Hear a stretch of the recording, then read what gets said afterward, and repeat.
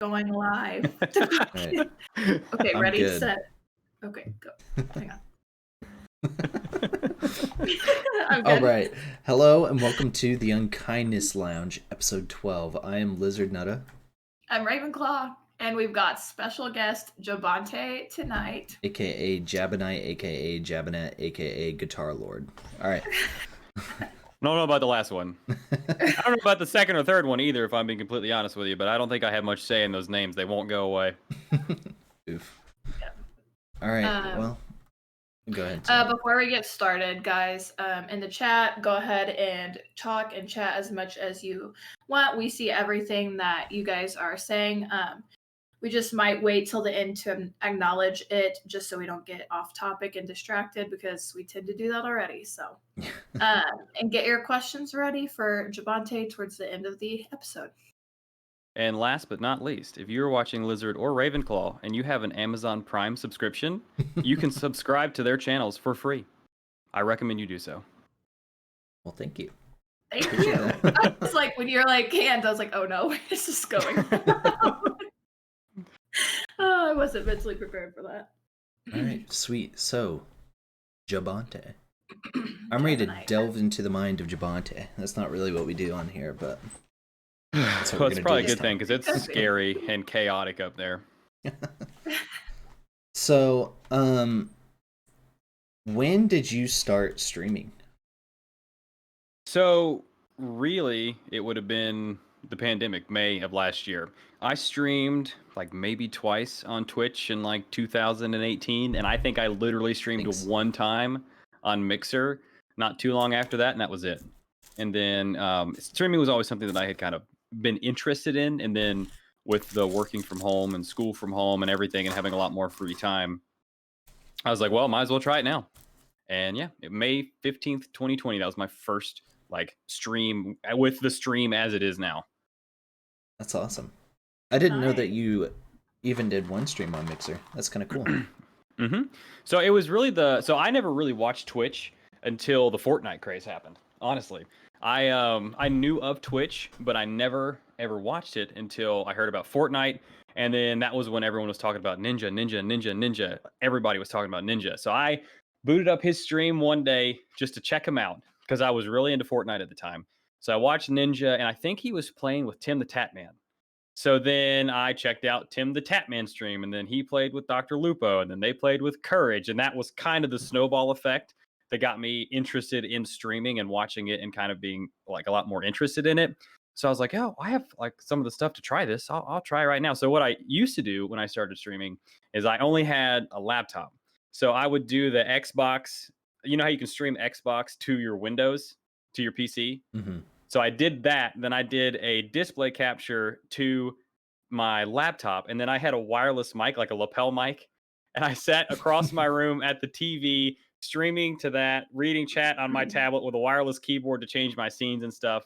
Wow. But it was a pain in the ass to set up. So I only did it like 3 times. And then when Zarners switched over to start streaming on Mixer, I was like, I'll try Mixer out. And I think I streamed like once or twice on that too. That's awesome. Yeah. That was almost the exact same story of how I got into streaming. Like, I literally started with Ninja, the whole Fortnite thing, and then, I found Courage, and Courage was like drugs to me. I mean, I was addicted to his streams. I still watch his streams all the time. I love that guy. But, I haven't watched him since he switched to YouTube. He is hilarious. I'm really bad about... Yeah, no, I like Courage a lot. Right. I watch him like through other people whenever I watch like Tim or anyone else who plays with him. Right. Yeah. But then Man, it was so... Sorry, go ahead. I was just gonna say, my first few streams, I would stream from the Xbox to the laptop with the, the whole thing. So yeah, that was almost the exact same like story. It's crazy. Yeah, the first time I downloaded Twitch, I literally only downloaded it for Ninja streams, for Ninja's Fortnite streams too. Those were something else. It's so crazy. It's a common theme. I know, right? I like didn't even know what Twitch is, but I knew about Ninja. And I'm like, Fortnite's cool, Ninja's cool, and I literally only followed Ninja. So I literally same thing. Whenever I discover like a new game or a game that I'm all of a sudden interested in, I go to the subreddit and I just browse through like all the clips and all the information about the game that's being deposited on the subreddit. And that was where I first saw like clips from Ninja. and everyone was talking about his streams and how good he was. And yeah, that's how I got there. And it's so weird to think about how like Ninja was an anomaly in the Fortnite area. Like there was like no one had ever been that big and that huge. And so that was my first introduction to Twitch, was how like this behemoth that Ninja was at that time.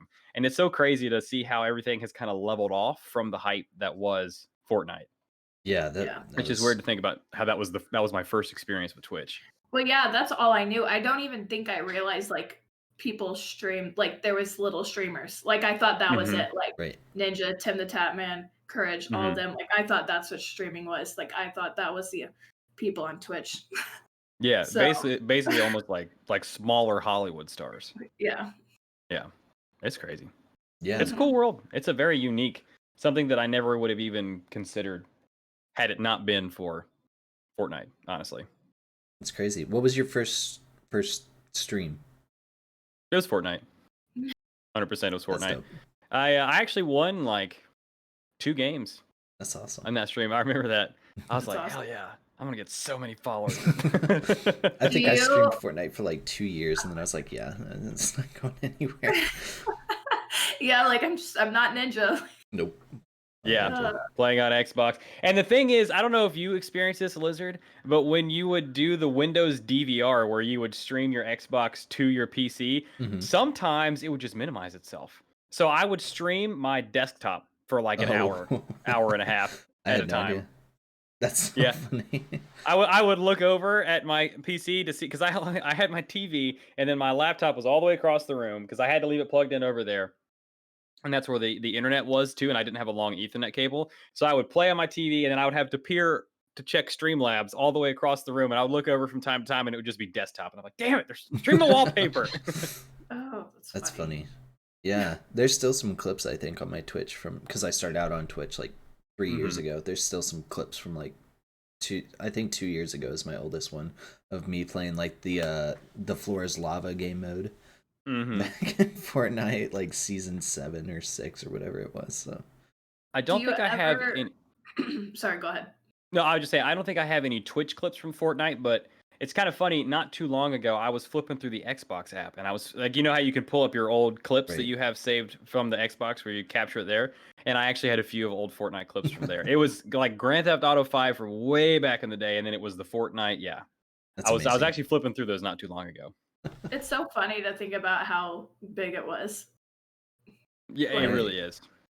And that's I was actually talking about that with Kristen the other night. Like, it's still really popular. Yeah. Like even I was I don't, a lot of the people that I started watching Fortnite with don't play Fortnite anymore, but I was actually flipping through the Fortnite directory a couple of nights ago, and there's still a lot of people, and the competitive scene in Fortnite is still like really going strong. Yeah. It's crazy. Yeah. Do you ever like just like play a match anymore, like just to like see what it's like? So I actually haven't played a Fortnite game on PC, and I actually talked to Lizard about playing it. I was like, let's just play some Fortnite or something like a month or so ago, but we never lined up the times. But no, I can't. Actually, it would be when we got our Switch. When we got our Switch, I think I played a round of Fortnite on the Switch laying in bed one night, just literally for shits and giggles. But I've been meaning to try it out on PC to see if I could hang on mouse and keyboard, because I played on controller back in the day. But no, I haven't had a chance to do it yet. I have been intrigued, though. I will say that much. Yeah. That's the one game I can't get down on the keyboard and mouse. Just the whole building aspect is still like, just you have to be able to build in that game. So it's just a learning curve that I'm not willing to do at this point in that game's history. Yeah, it's pretty tough. I think that was one of the things that made it so fascinating to watch when it first came out, is you could just hear the keys going crazy watching people play Fortnite. and you just knew they like I remember watching them, like all the PC players play, and just being like, how do they even remember to do that? How do they move their fingers like that? How does that muscle memory get built? And I think that's part of the reason that Fortnite was so popular. Yeah, it blows my mind. I don't I don't know. Yeah. Remember back in the day, Lizard, before there was the Builder Pro, and you had to click the buttons and scroll from side to side to click which building material you wanted to place down? Yeah. Man, we used to click really fast playing on the controller too, now that I think about it. But yeah, we used to, me and my friends, we used to win a lot of Fortnite, so we would like do little challenges like, hey, let's go like turn off Builder Pro and like do it that old way, and it was so hard. Yeah, man. Oh, when Builder God. Pro came out, we're like, yeah, we're just like PC players. I'd say what would you say was primetime Fortnite? Like which season for you personally? Season 3, 100% Season 3? season 3. Right before the meteor came, the comet came, because that was like the peak hype. That was the most that I played for me personally, and I just remember like the day that the comet hit in Fortnite. I Mhm. like woke up that morning to get ready to go like about my normal day, but I checked Fortnite first. I was like, I want to see what happened. Like, what happened? What's the new battle pass looking like? And then it was in season 4 when the superheroes and stuff were there. I didn't play that as much because I had summer school and I was taking classes over the summer. But yeah, I think season 3, because I just remember everyone was like, I gotta get the John Wick skin. I gotta get the John Wick skin. And then everyone was like, the comet's getting closer. I think for me personally, that was definitely peak Fortnite hype. That's awesome. What about for you? Because you mentioned playing the Floor is Lava mode. That was later on in Fortnite, right? Yeah, so for me it would have to be season 7. Mm-hmm. So season 7, I woke up at 5 a.m. for like when it came out and started drinking whiskey. I mean, I was ready to I'm go. proud of you, bud. Yeah, I passed out by 9, but In the morning? yeah. But that's besides the point. I was like 21 at the time. Maybe 22. Yeah. No, 21. And yeah, that was just the season where me and KP and Raven and Mr. Clutch literally played nonstop together, and it was so much fun. Yeah. So much fun. We would literally wake up at like 6 a.m. and start playing. Yeah, it was crazy. Isn't that the best though? Like when there's a game that you like, it's all you can do is think about that game. Like when you're at work or you're at school, just any chance you get, you're just like checking like Twitter to see if there's any cool new clips going on, or like Reddit to see if there's anything cool going on with the game. And just every second of the day until you get home, you're just thinking about playing it, and you know you're gonna have friends on that are gonna hop on and play with you. That's one of the best feelings in the world. For And that was sure. one of the things that was really good about Fortnite is everyone was into Fortnite. Everyone. Yeah, Yeah. I agree. Mm-hmm. Even now, like if you get on, you know, I would hate playing the battle royale, but like creative mode is like insane. Mm-hmm. It's nuts. So It's very Halo custom games Forge mode reminiscent. yeah, it is. It's like that to a whole nother level. Even it's Mm-hmm. crazy though. But Yeah, it's cool. Video games are cool. Yeah. So how did I think I know the answer to this, but how did you get like introduced to the community? It would have been through Zarners, 100%. Because I actually think it was I think I was actually lurking in his stream that Saturday that he was playing Animal Crossing and decided to raid Dream. And I remember we had just moved into this house. I actually do remember this. We had just moved into this house. I had him on the Xbox in the TV, and we were still cleaning up and like unpacking a little bit, and kind of like, you know, like you move into a new place and you get unpacked, but then for the next like month or so, you're still like, oh, well, maybe we would like this over here. So we were doing like little stuff like that. And I had Zarners on the TV while we were cleaning, and then I walked back through, and there was some other dude with a hat on, and I was like, all right, cool.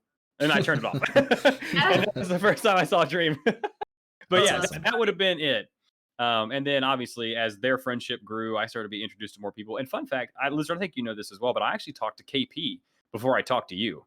There was one time that I was lurking in Zarner's chat, and KP was there, and me and KP had like a full conversation. And then she was like, yeah, I'm Lizardnutta's fiance. And I was like, oh, cool, awesome. That's awesome. Yeah. Yeah. Funny. I still I know though, but you know, besides that I was one of your first followers. I think I came in around this, I don't know if you had 60 yet, if that was before or not. But it was before Mixer crashed because you and Zarners were doing a podcast episode, and he was on Mixer and Twitch, and you were on Twitch, and I was like, who is this fellow? What? And he's like, that's I know, now I want to yeah, hear he's about like, that. that's Jabonte, that's my cousin. So I went and followed, and I think I hung out in a couple of your streams too. And then Mixer crashed, and we were at the same home. R.I.P. Mixer. Right. So the podcast that Zarn and I were working on, so when I started streaming and he was like getting back into it, and then we both were kind of talking back and forth, and we were like, all right, we're leaning into this thing. It's pretty much now or never. We were like, all right, how can we diversify? And that was kind of how we started talking about the podcast. Because anytime there's like a new game news or something, either he would send me a text message or I would send him a text message, and we will always share a news back and forth. So we were like, well, why don't we just talk about this on stream? And so we did it for one episode. But the reason that, and it was actually me who backed out of it, that was about a month after I had started Destiny 2, the series.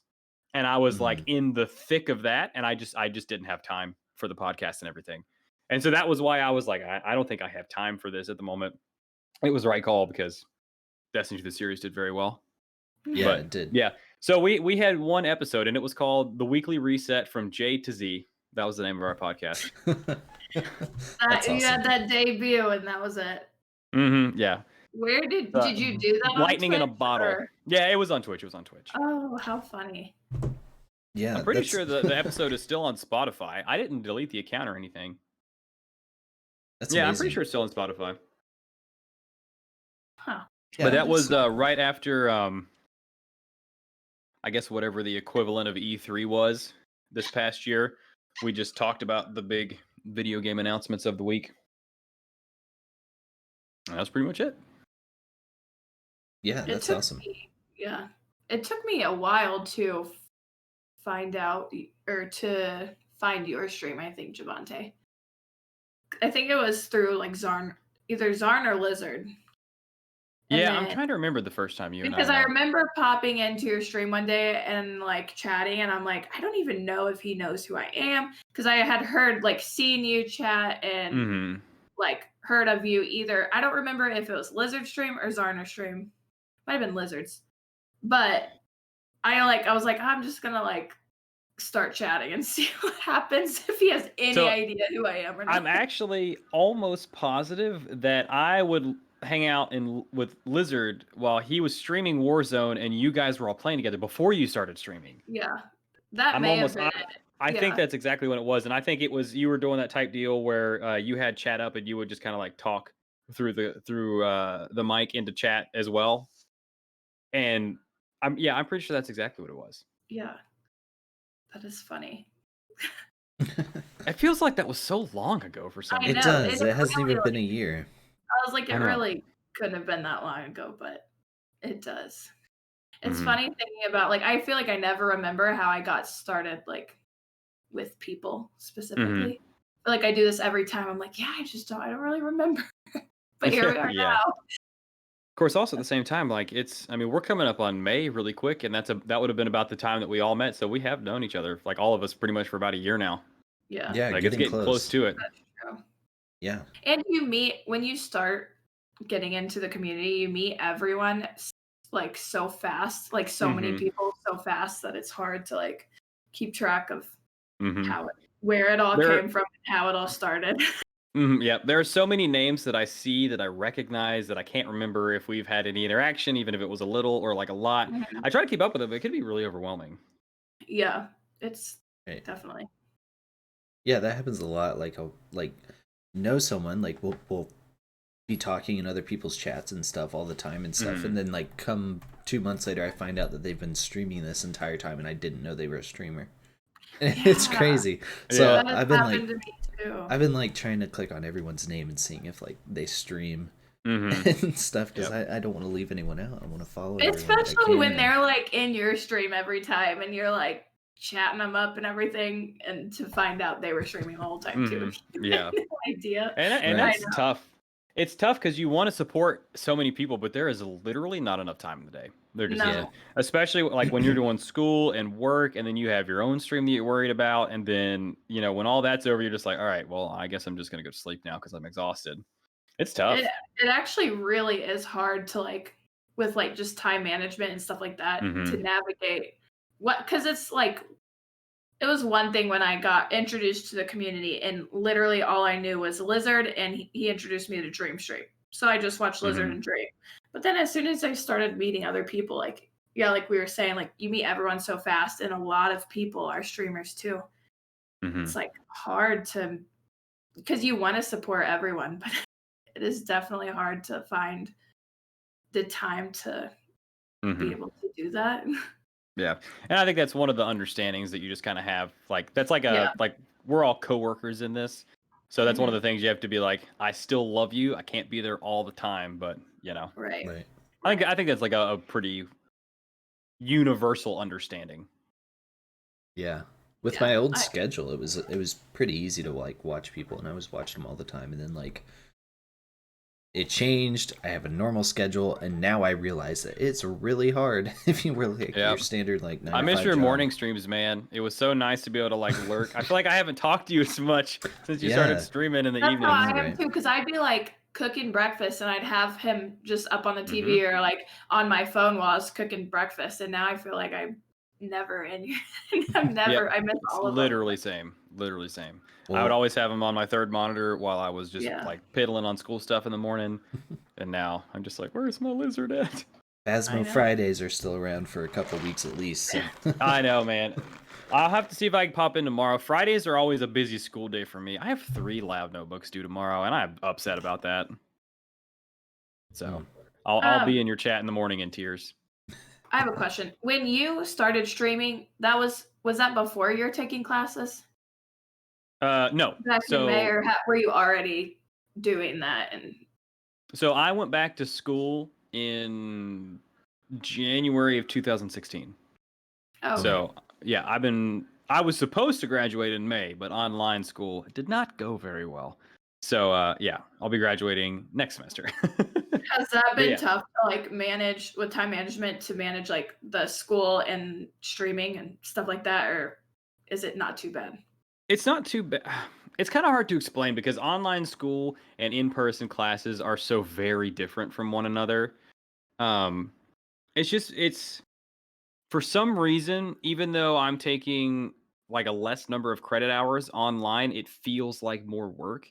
And I don't know if that's just the difference between watching a video lecture and being in person, but yeah, it's been pretty tough. And of course, I'm not a good online student, period. When I went back to school, for the first year or so, I didn't want to change my work schedule up because I had bills, because this was before I was able to get out from under my apartment and my truck payment when I first went back to school. So I tried to do as many online classes as I could, just so that way I could keep the money flow as normal as it could be under the circumstances.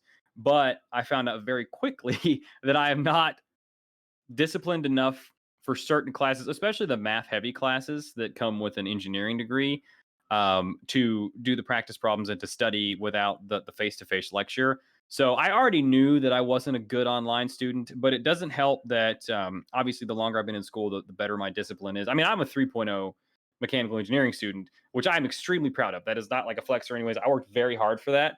But I'm also in senior year taking the hardest classes in my degree, trying to do it on. I'm trying to do senior design completely online, and it has been really tough. It has been really tough. I cannot imagine making that transition, just because I know how I am. Like, I'm so bad at procrastinating, so I feel like I'd make a terrible online student, just because if you're not there to like make it happen, I don't know, it would be so hard. Yeah, it's really tough because the spring semester was where we transitioned from full-time in person to online, like middle of the semester. So that one was kind of a joke. The teachers were just kind of like, well, here's a grade. But then they were ready for the fall semester. Like, all right, we're going to be online. We'll prepare everything and so on and so forth. And it's so easy to get in that habit of, okay, well, class is at, this time, but it's recorded so I can watch the video later. And then before you know it, you're just like, oh shit, I have like 7 hours of lecture videos to catch up on. So that's the hardest part for me, which, lesson learned. This semester hasn't been as bad, but home stretch. No, I feel like throughout the whole time you've been very active on here, and like it hasn't been too crazy, like to affect the streaming. Yeah, I'm also like, yeah, it's kind of nice. That's exactly why I set my stream schedule up the way that I did. I set it up with the idea that we would be going back to in-person like school stuff sooner. So I set it up so that way I would have time to dedicate to school stuff. And ever since I went back to school, I've tried to treat my school like a 9 to 5 job, especially once I transitioned from working to full-time school, like Monday to Friday from like 8 to 5, that's school time. try to get as much as I can done in that time period, so I have my nights and my weekends free. So that was one of the things that helped me be able to maintain both of them with like a relative level of success. Was I paced myself with my stream schedule. I didn't try to stream 6 days a week. I was like, all right, let's do 4 hours. This is a part-time job. We'll get a feel for it. We'll get going. And yeah. Yeah, that's awesome. And you're almost done senior year? Yep. Like I said, I was supposed to graduate in May, but I had to move some classes around with the way online stuff has been going, and I will graduate in December now. That's awesome. Which is actually maybe not a bad thing, because trying to find a job in the current climate is not something I really want to do. Yeah. That's fair. So, plus it gives me a little bit longer to get the stream foundation built up. For sure.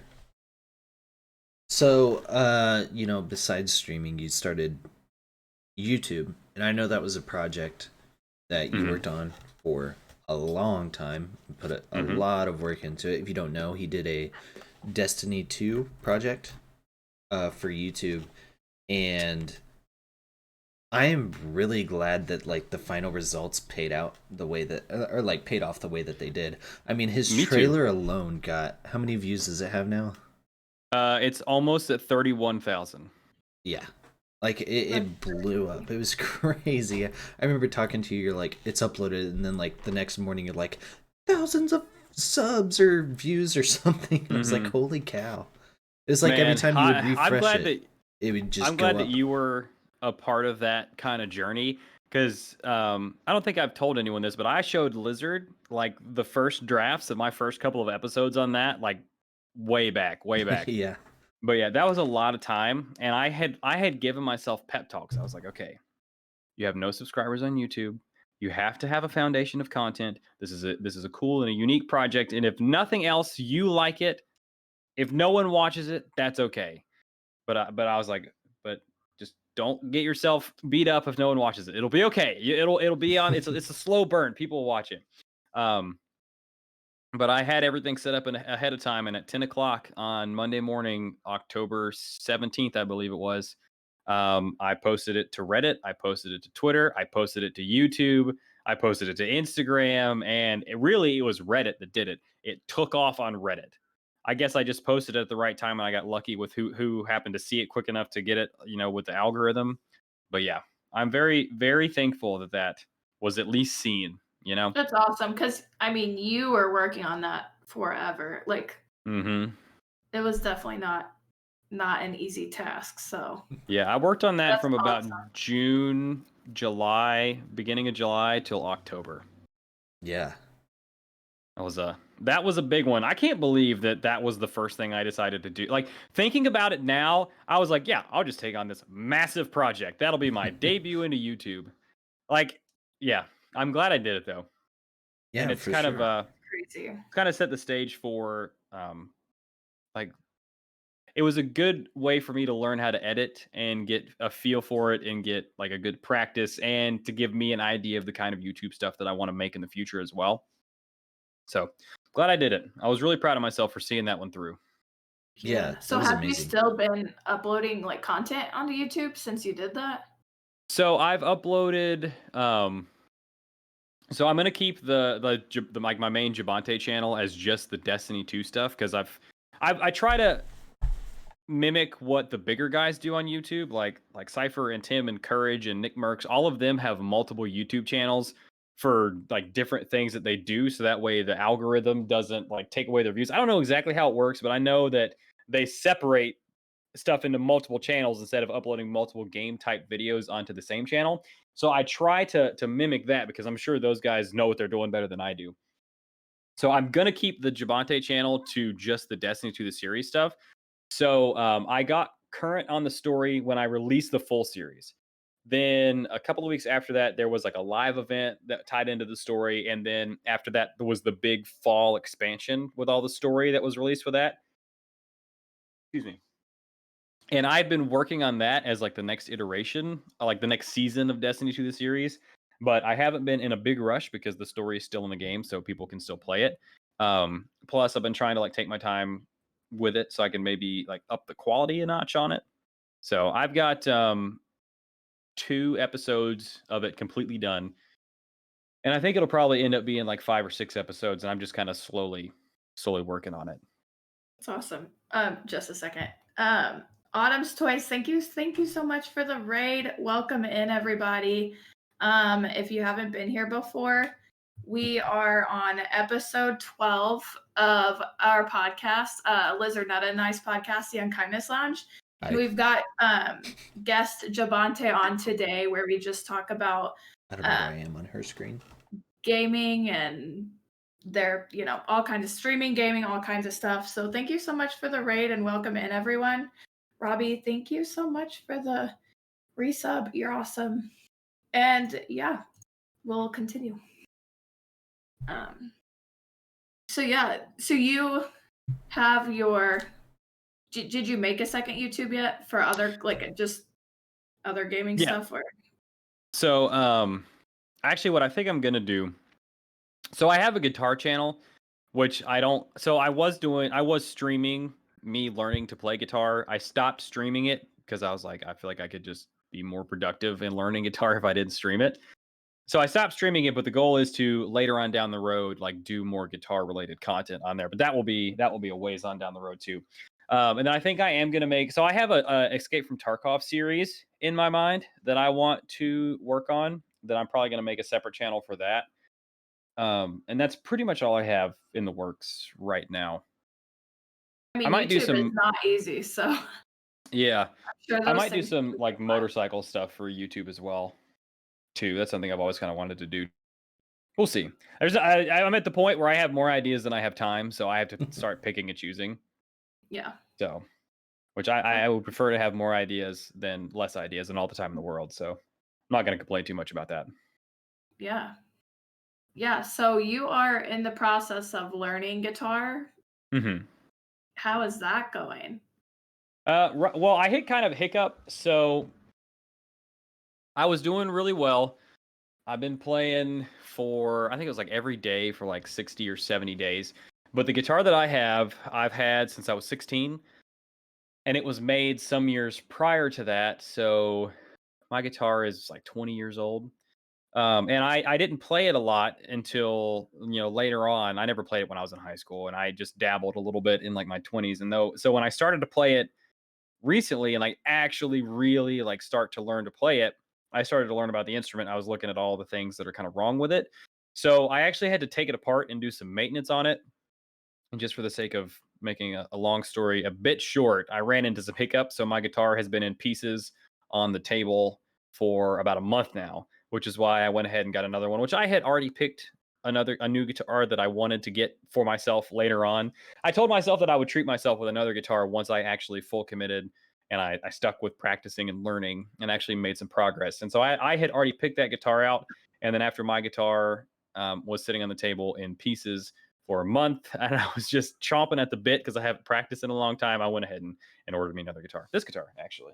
Yeah, show it off. Let's go. Yeah, I really like it.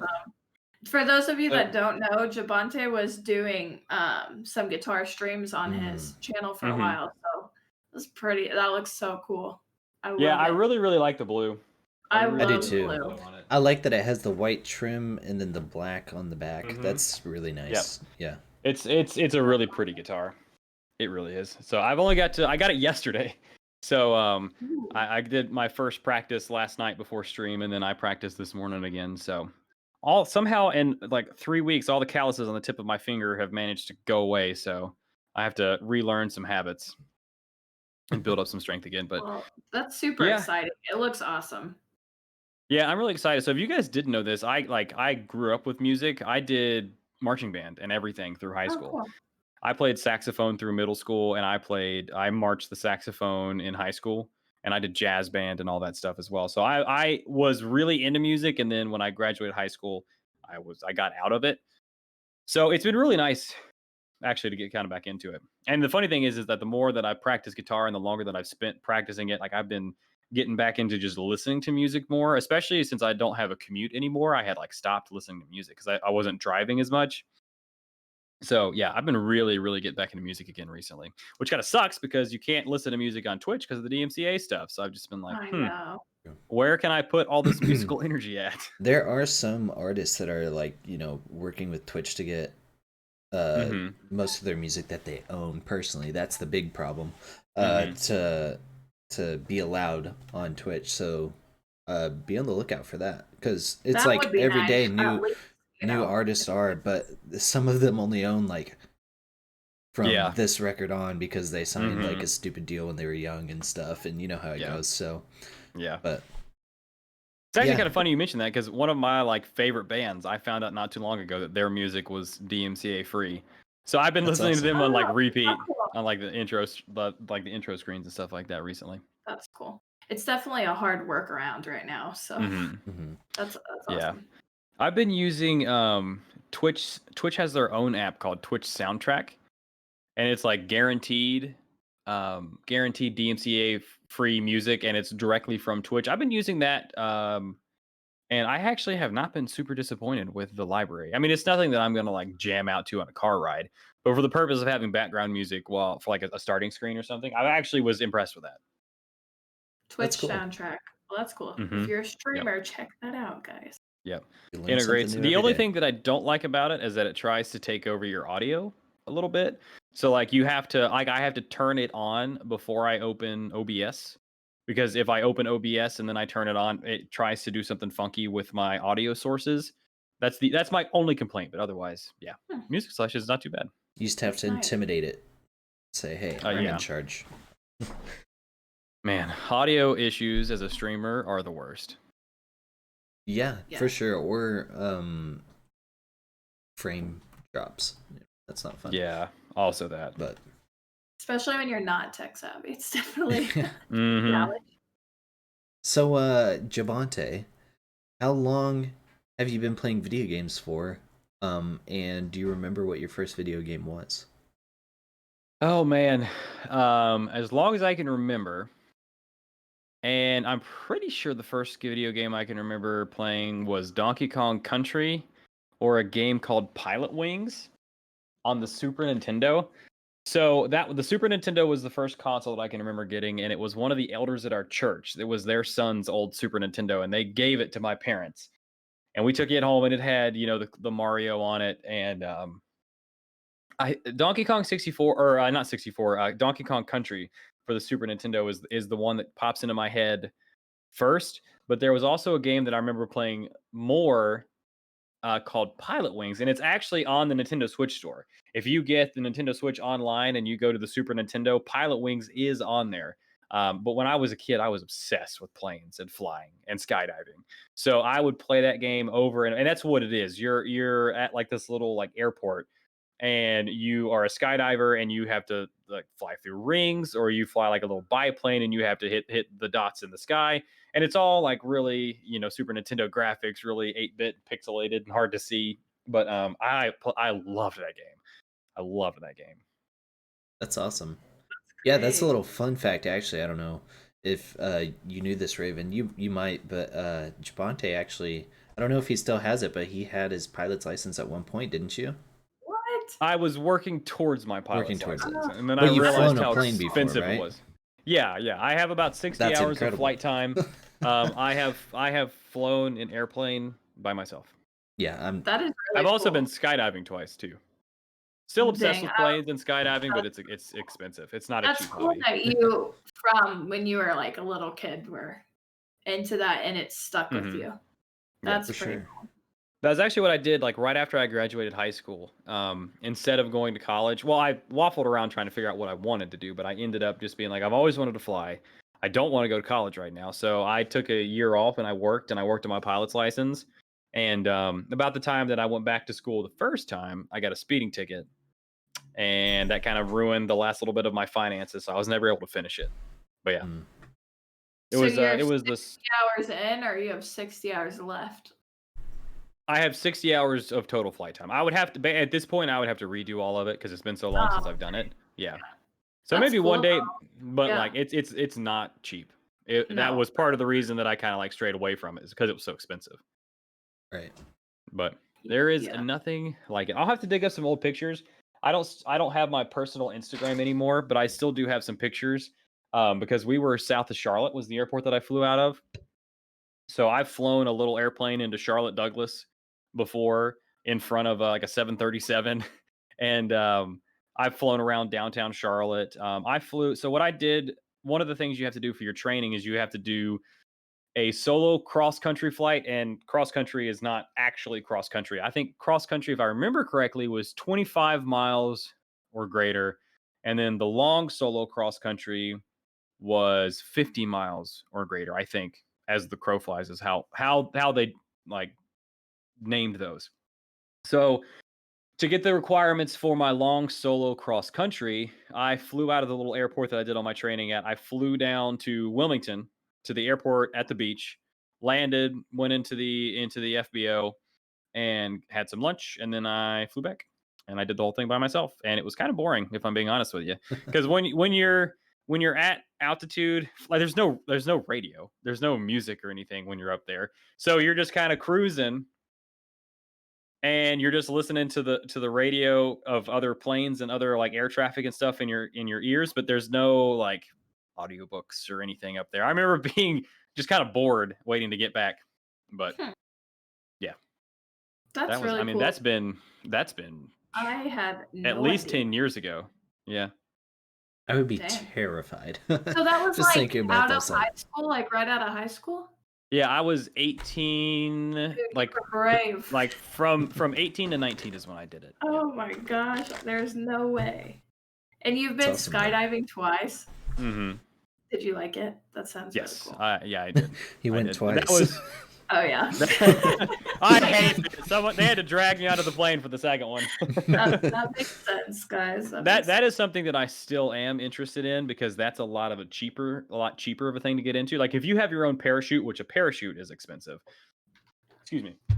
But if you have your own parachute, you can go down to, at least this is what it used to be. You can go down to the place that I skydived at, and it's like $25 a jump. Jeez. If wow. if you have your own rig, you can get, 5 to 10 jumps in on a Saturday. Yeah, if you get a chance to go skydiving, I recommend it. I won't. Yeah, but... I definitely want to. I appreciate the recommendation. Yeah, it was awesome. It was awesome. That's cool. Wow. One of the cool things that we did when I was training for my pilot's license is, so I did my training at a small airport. Like I'm talking, the runway was like a 1/4 mile long. It was out kind of in the sticks. It was called Goose Creek. But because it was such a small airport, I was really, really close to all the people that ran it. And they called me up one week and they said, "Hey, we're going to fly down to Florida and go to this air show. Do you want to join us?" And I said, "Hell yeah, I want to join you." So it was me, my flight instructor, one of the other flight instructors from the school. We were in one of the airplanes.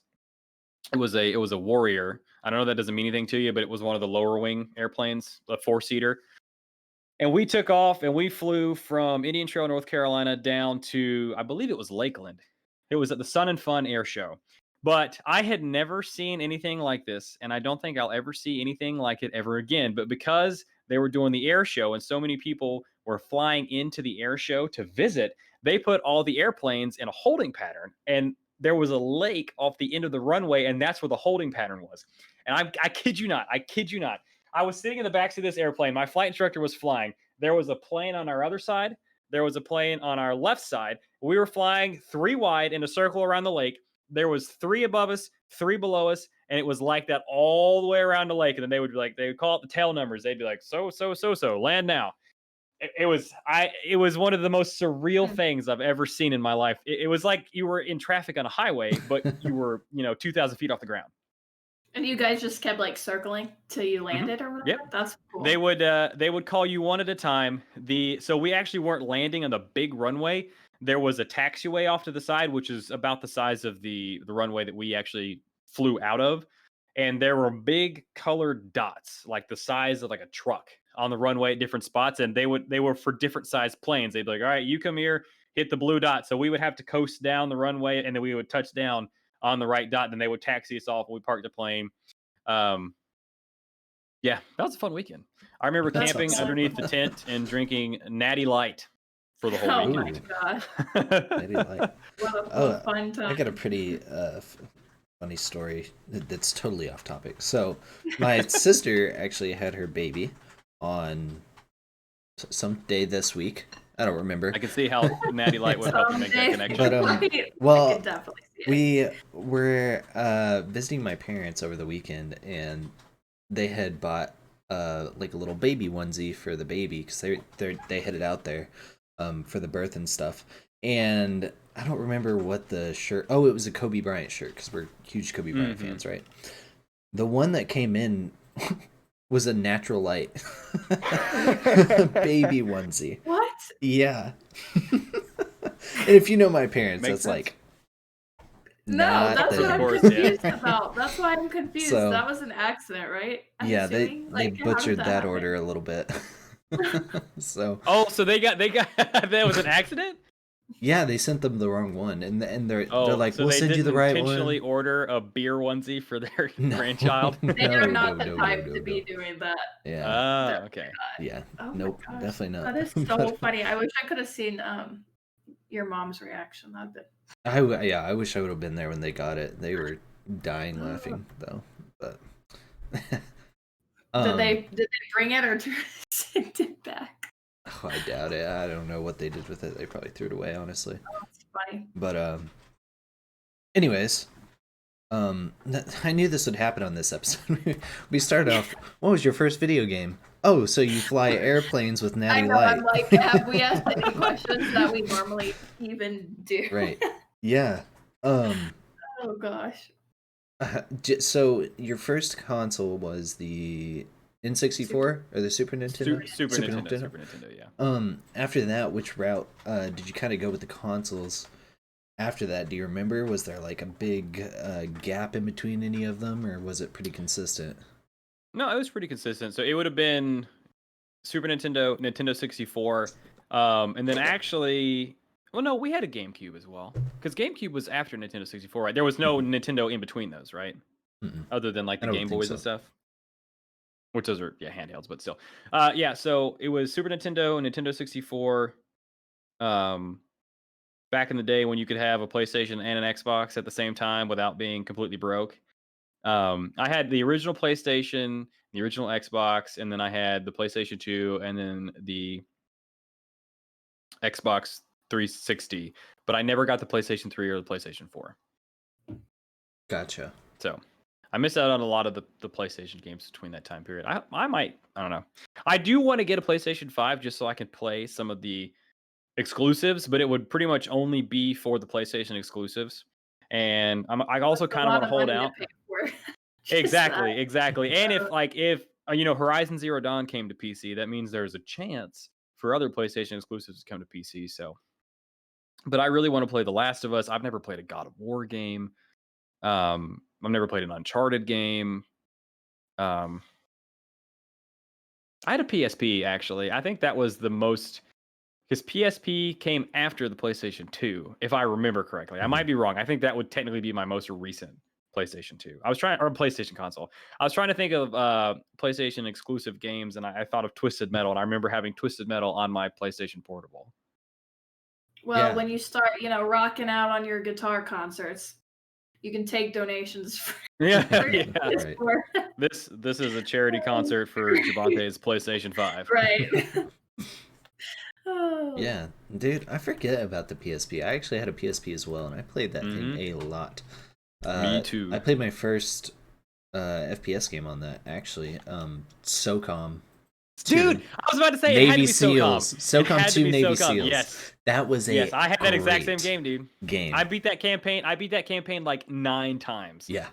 And it had, like, if I remember correctly, it had like the challenge mode where you could set the difficulty and you could go in and try to beat it on dude, oh my gosh. Oh my gosh.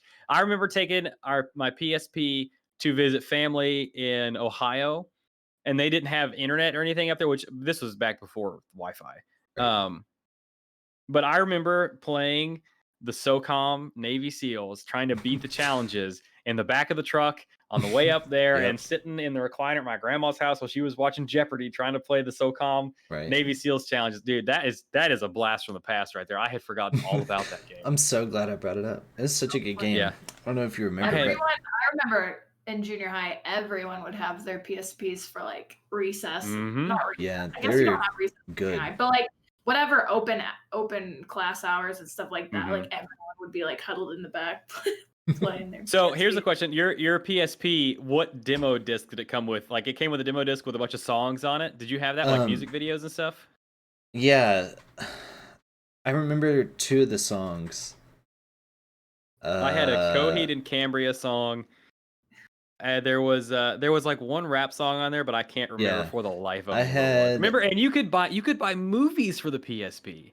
Remember that you could buy whole movies that came in those little disc tray console thingies. Yeah, man. Hang on. I forgot all about the PlayStation Portable. Vile, Mary Beth, thank you so much for the raid. You are awesome. I hope your stream went well.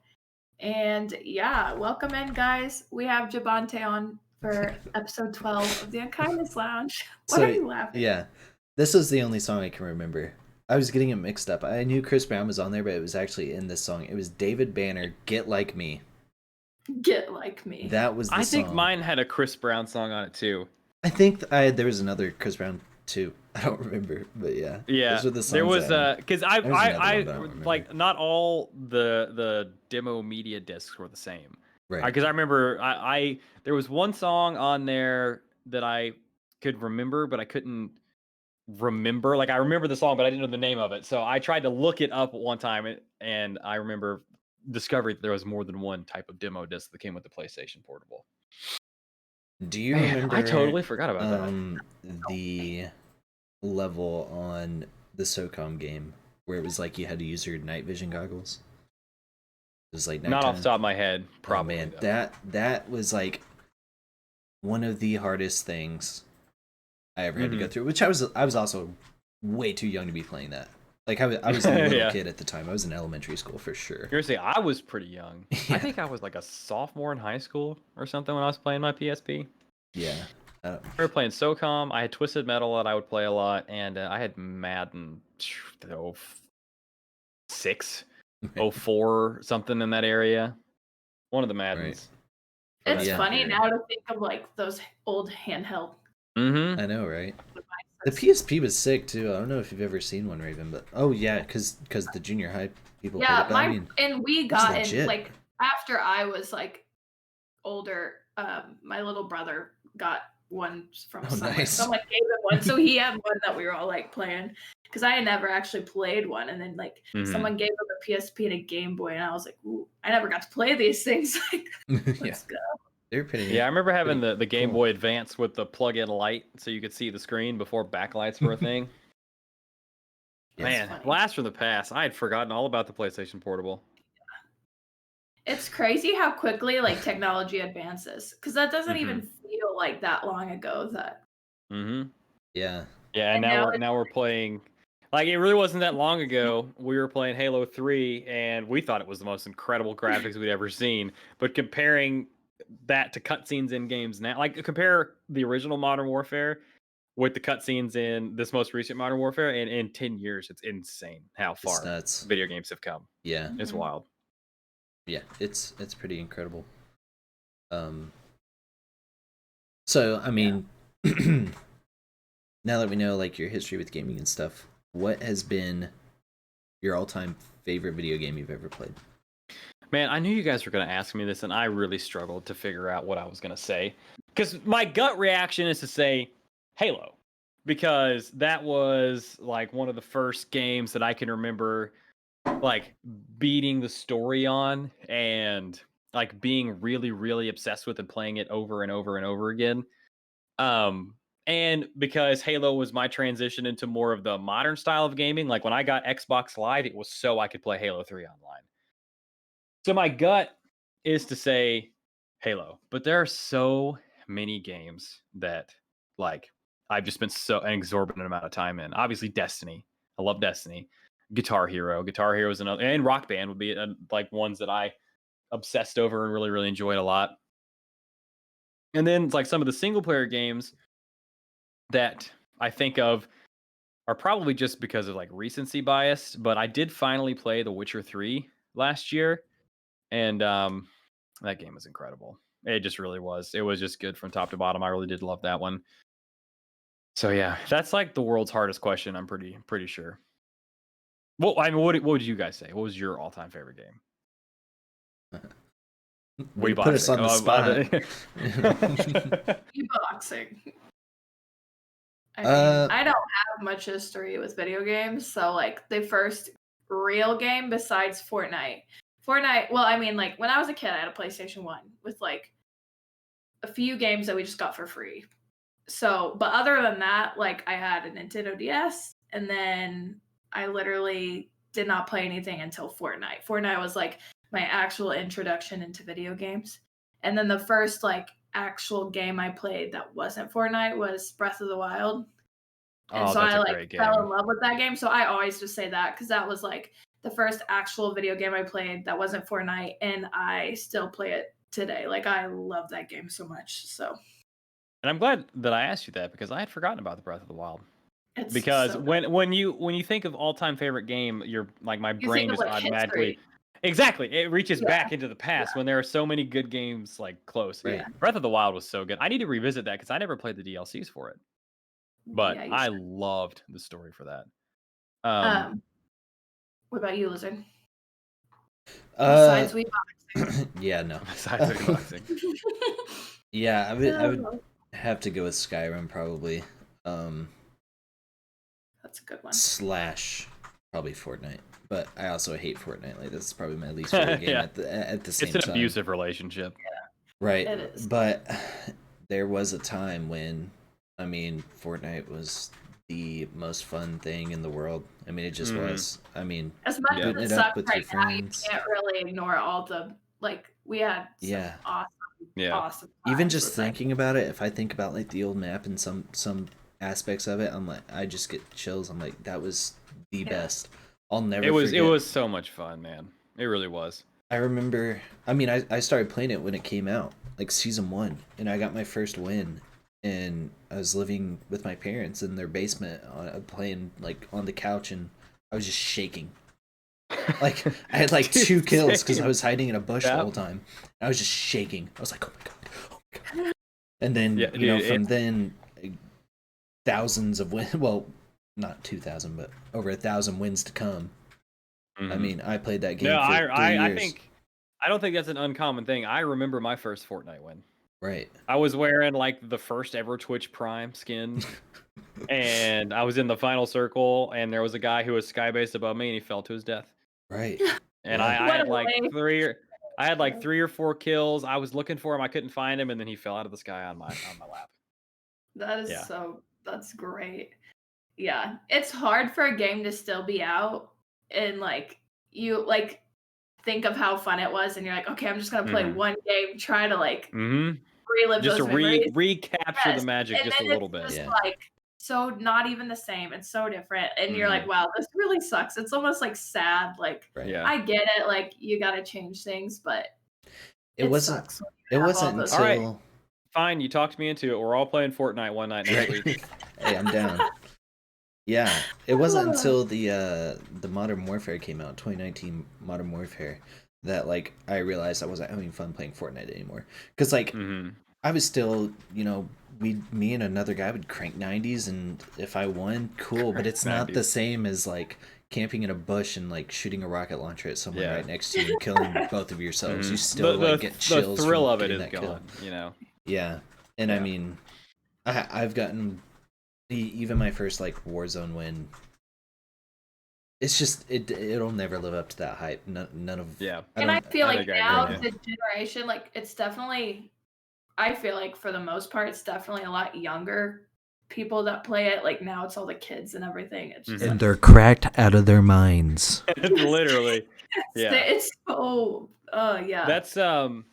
That's one of the things that I really like about Escape from Tarkov. I don't have like the group to play Escape from Tarkov with it that we had when Fortnite came out, but it's like Escape from Tarkov is unique enough to where it's something that is not like anything that I had played before. And I'm getting obviously more accustomed to it now, but it was not like anything that I had played before. It was tough, it was difficult, it was unforgiving. And when you did, get a kill or win a fight or extract the way you want to, you get that kind of like, I mean, I have like my hands will be shaking sometimes when I'm playing Tarkov, just like when I was, top 10 in Fortnite. That's one of the things that I've been really enjoying about Escape from Tarkov.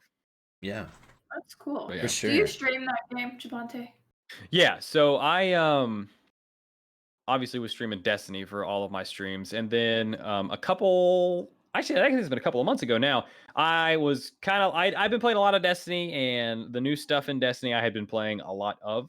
And so there was one Sunday where I was like, you know what, I'm gonna play Escape from Tarkov, and I had actually streamed Escape from Tarkov like back when I first started streaming. So I was like, you know what, so just some background if you don't know how Tarkov works. Tarkov is still in a beta. They're still building it and adding on to it. They just released it so you can play it. And every so often they do a wipe. So they did one in December, and it's where basically every player gets reset to level 0. All of their gear gets reset to base level. So it levels the playing field essentially. And so that's the best time to hop back in or to get started. So that way you won't run into like two crazy high level geared out players. So that happened in December. And I was intrigued to hop back in because I did enjoy what little bit I did play of it. So I actually started streaming it on Sunday mornings because I was like, this will be good. This will be a good Sunday morning stream. And then obviously I got more into it, so I started pickling it in. That's not the correct phrase. Sprinkling it. I started sprinkling it in a little bit more. I started pickling it in. In my regular stream schedule, and there for a while I was actually streaming it like mostly. I was only doing our raid night with Destiny. But yeah, now I stream it. Usually I stream Tarkov on like Mondays and Fridays, and then Tuesday night I'll do Destiny, and then Wednesday night is our raid night. And then I actually just started doing survival Sundays again. So that's what I do Sunday mornings. And that was part of the reason why I decided to do Tarkov on Sunday mornings, is because it's kind of a survival game-ish. So I was like, oh, we'll just kind of have a reminiscing of survival Sundays. But then when I added the Tuesday night streams in, so I have like an extra bonus stream night, I was like, why don't we do actual survival Sundays again? Because I like survival games. That's cool. Yeah. I've been so bad about watching streams lately that I don't even know what. I mean, last thing I know is you were streaming Destiny raids. So, like, I don't. Yeah. It goes back to what we were talking. That'll be- Actually, did we talk? We were talking about that before we started stream. Or no, we talked about it on their podcast earlier, didn't we? Yeah. Yeah, we did, Yeah, right? okay. I can't think so. remember what you said. I don't remember where we started. Yeah, just how like when you get busy, it's hard to.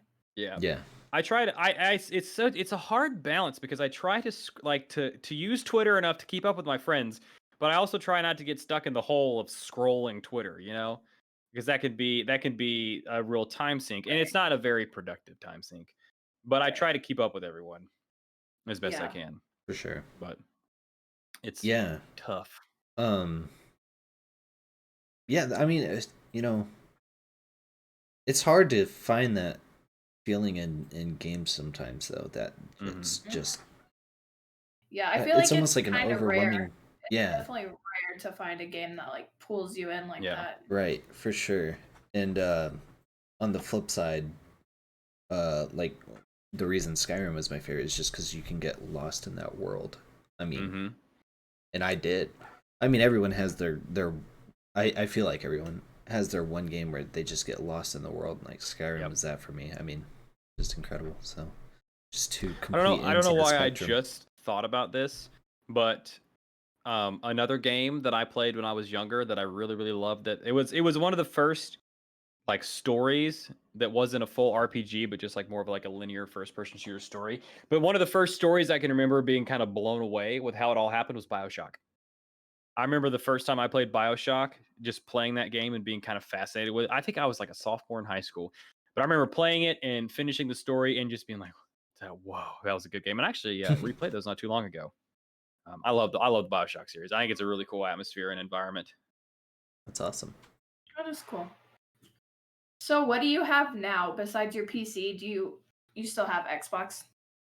Yeah, it's basically a paperweight at this point. I don't even use it anymore. So you don't have the new Xbox then? No, I don't. I have the original Xbox One from 2014, 2015. Gotcha.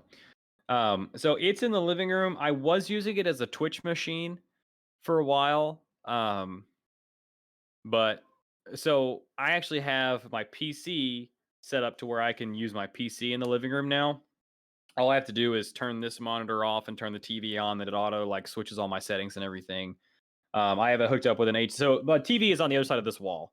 So I have an HDMI cable running from the back of my GPU down through the cable running. I'm a cable management freak, by the way. Through all the cable running I have on the bottom here, it goes through the wall into the TV. So I can just basically flip a button and have my PC in the living room. So I watch Twitch and stuff out there on my PC now. And yeah, any gaming I do, I pretty much do, like whether it be a couch game or obviously like a regular stream game, I do on my PC. We do have a Switch, which is basically Kristen's Animal Crossing Switch. Oh yeah. Yeah. Did you ever play Animal Crossing, or was she the only one that got into that? I gotcha. Yeah, it was just her. So when quarantine happened, and we both had a lot more time to kill, I was playing a lot of games in the evening, and she wasn't. This was before she started doing like really leaning into her art and stuff like that.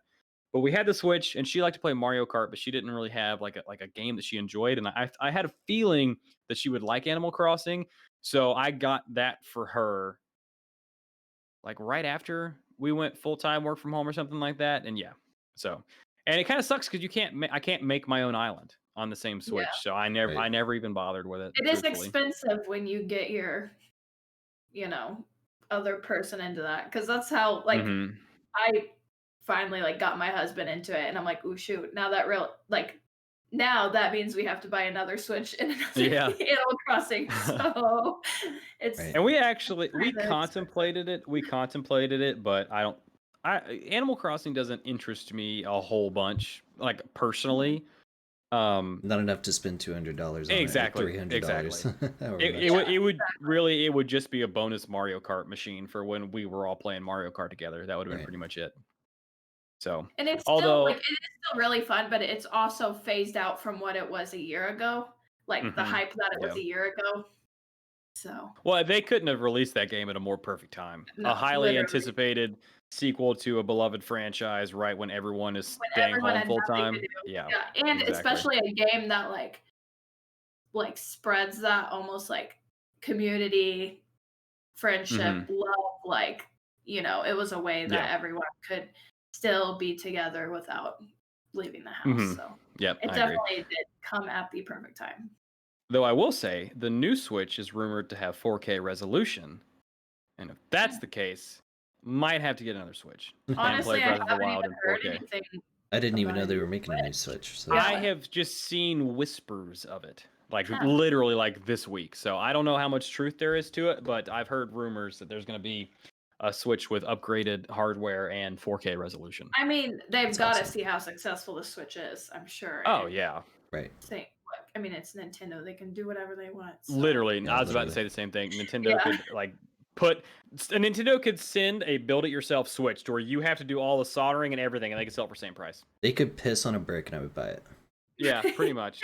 Pretty much. Literally. Yeah. So, literally. I mean, they've got the free reign there. That'd be cool. Yeah. So I keep hoping sorry, Lizard. No, go ahead. Go ahead. It's I keep hoping they'll do a Breath of the Wild 2, but. Well, they teased it a while ago. It was talked about a long time ago, and then I never. Yeah, I don't. That's one thing that I really don't like about the video game industry. They'll be like, "Hey, here's this awesome new game that you really want. That's 5 to 7 years." Yeah, and you're just like, why? Just don't tell me until it's close. Yeah. And then they butcher it. That's the thing. Yeah. So the two games I followed for I've been following Valorant and Cyberpunk for 4 years before they released. Both of them. Valorant was great. Valorant's great. That one is better than I even expected. Even though I don't really like playing it as much as I thought I did. It's still a success. Cyberpunk. Yeah. Come on, you can't advertise that game years and years ahead and then still kind of butcher it.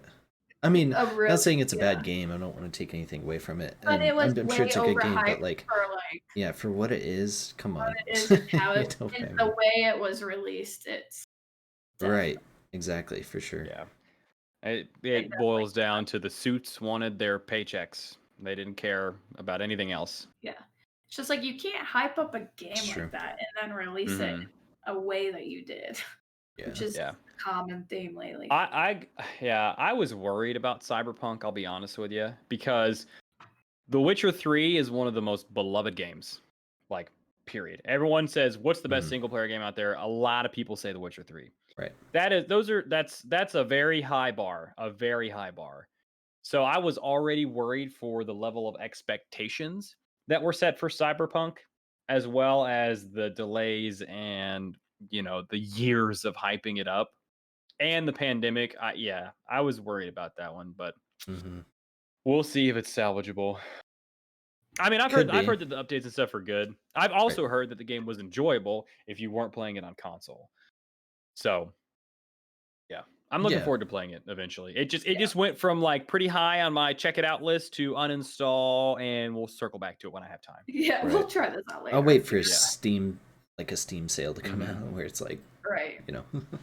But yeah, I definitely wish they wouldn't talk about things so early. Yeah. Because that's one of my biggest complaints, because you see something like Breath of the Wild 2 and you're like, yes, and then you're like, when are we gonna get it? And they're like, yeah, they put an no. estimated date, and then the next thing you know, it's like 2 years later, and you haven't heard a thing about it. It's like, I kind of think that's like one thing that Call of Duty's actually done really good at, because they release a game in like November every single year. So it's like they announce the name of it in like August, then the like betas and stuff. Like it's like a 2-month time to hype it up pretty much and sell it. To play the devil's advocate, that's because Call of Duty is essentially releasing the same game every year. Yeah, no, that's 100% true. It's 100% true. It's like, here's the beta, you can play it this year, skip to the next, whatever is your taste. But so we've got like a pretty like good few games that are at the top of your list. What is the worst game you've ever played? Oh man, that's a tough question. So I played The Witcher 3, and then after that I went and played the first Witcher game, which is from 2008.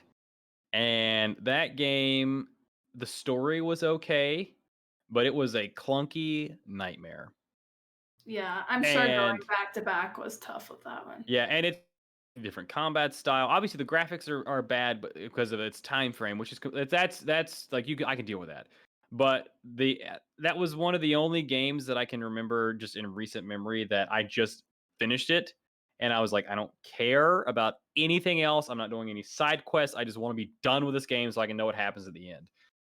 I would have to say that, like, and part of me is, I don't want to say it's like my least favorite game of all time, because obviously I like the Witcher franchise and I enjoy that game to a certain extent, but it became a chore to play it by the end, and so it has that like little like negative asterisk on the end of it. Worst game of all time, least favorite game. Or even anything you picked The up. new Mario Party. Kristen just chimed in. The new Mario Party. I think that would actually have to be it. So I like. Wait, there's a new Mario Party. Like the newest one. The new one for the Switch. I think that would have to have been the most. That's the only game that I can remember ever buying it and then literally returning it. So that's a good answer from Kristen in the other room. Thanks, Kristen. I like the Mario Party games, and when we got the Switch, a lot of the big reason that we got the Switch was I wanted to play Breath of the Wild, and it's a good game for Kristen and I to play together, because Kristen's not a gamer. She's not going to play Destiny with me, or she's not going to play like any other game that's not like more of a simple game. Not to simple her in any way, shape, or form. Yeah, it's just not her cup of tea. So that was one of the reasons I bought the Switch, so we could have like Mario Kart and Mario Party and those simple, fun party games. But the new Mario Party was 4 maps, and that was it. I just remember being so disappointed that, because I still have Mario Party 2 for the Nintendo 64, and that's a game that we play on a pretty semi-regular basis when we're looking to just like pal around for an evening. And it's got, all the mini game hubs. It's got, 6 or 7 maps or something like that. It's a very fun game. And I was like, I can't wait to get a new Mario Party with updated graphics, with an updated system, all like updated, mini games, all this stuff. And I just remember being so let down by that game. Wow. So yeah, actually, I think that's final answer. Yo, Maverick, thanks for the sub, man. I appreciate it. Yeah, actually really liked it, but I didn't know Mario Party was a thing, like, because I don't have, like, a huge history of video Oh. games, so that was, like, my introduction to it. So I was like, "Oh, cool, this is, like, a fun game you can Mhm. play with other Yeah. people." But I had no experience Didn't have the any yeah. prior, so I was like to me, I was like, "Oh, this is, like, kind of fun to just do every now Mhm. and then." Like, I mean, it's definitely every now and then. Yeah. Yeah, yeah. It's how you last time It I was just a played it, but very it was a very shallow game. I just Right. remember, like, in an afternoon, Kristen and I had played all the maps, yeah. and, yeah, I just felt like there was I not a lot of definitely wish variety. there was more Right. variety and more Yeah, maps, and you but would have think, 'cause that game came out, like, 2 years ago, you would have think by now they could have pushed a DLC. I mean, people would buy it, and Nintendo, we Something were just talking about this. for yeah. sure. Like, give us some more maps. That's I feel like Mario Party is one of those games where you have to be like, why not give us all the iterations of Mario Party with it? Like, give us all mini games that have ever been into Mario Party ever. Give us all maps that have ever been into Mario Party ever, and just throw it all into a dice roll for each game. Yeah. And it's I don't definitely know. hard if you don't have 4 players too, because it's like Hmm. we realize, like, just playing with me and my husband, like, it's not that fun if you have to play with 2 computer players either, just Yeah. the way they have the computer players work, it's just like, Hmm. it's not that fun. Yeah. Yeah. Yeah. I haven't played the new That one, was. but I the last one I would have played would have been 6 maybe on the GameCube. No, I don't know if it was 6. I don't know the numbers. Whichever one was on the GameCube. I believe 2 and 3 were Nintendo 64. I think 4, 5 were GameCube. Okay. It was 6 one of and those. It's on the 7, GameCube. 6 and 7 But were. I don't remember the numbers either. yeah, I've never played it with just 2 people. I feel like, by now they could have made it maybe like more game modes or something too. Like Hmm. like not a Yeah. I don't know. But that's good to know cuz I'm glad I probably won't get it for the Switch now. Sorry Yeah, Nintendo. if you have a Wii or a GameCube, I would look at one of the older Mario parties. I If have I'm not both. mistaken, I think Mario Party 4, and I may be wrong in this, but I think Mario Party 4 is like the renowned best Mario Party of all time. Wait, maybe that's the one I have. I don't know. Which one? Yeah. It would have been What was for that for? one of the GameCube ones, I believe. Someone Huh, could fact check me on that, but should get that for the Wii. Have a better we time. still have our Wii as Right. well. Yeah. So, Yeah, because I forget that you can get, like, the GameCube games for it. Hmm. Actually, not that awful long ago, I actually got Super Mario Sunshine and played it on the Wii. Ooh, cool. Because that was like one of those Mario games that I remembered from like when I was younger that I really really enjoyed, and I wanted to play it again. And of course, not too long after that, they announced it for the Switch, and I was like, Literally. I'll buy it again. Yeah. yeah, looking at the cover, I'm pretty sure 6 was the one that Okay. we have on the GameCube. But I have to pee really bad. Can I do that really quick? Yeah, you're good. we'll find Okay, I'll be something right to back. talk about. All right. So, Which one was he just saying? uh, Which one was he Mario just Party saying? 4 is the one he was talking about. I'll have to see if that one's on the Wii U store. I'm not sure. I don't remember seeing that though. Or the Nintendo store. I don't know if that's on there either. Yeah, that's a But good question. asking to pee, right? That is so funny. Yeah, like we're at school again. It's pretty awesome. But yeah. I think that's one thing that PlayStation and Nintendo both could do a little better is like their new stuff. Also, Yeah. make it to where you can buy it in the store. Because I'll do it. Like, people will do it. Like, even if they have to Yeah. rebuy it. Like, Yeah. I mean, like, I would buy. Well, I have on the Wii U. We've gotten, like, Kirby's Epic Yarn, which was a game for the Wii.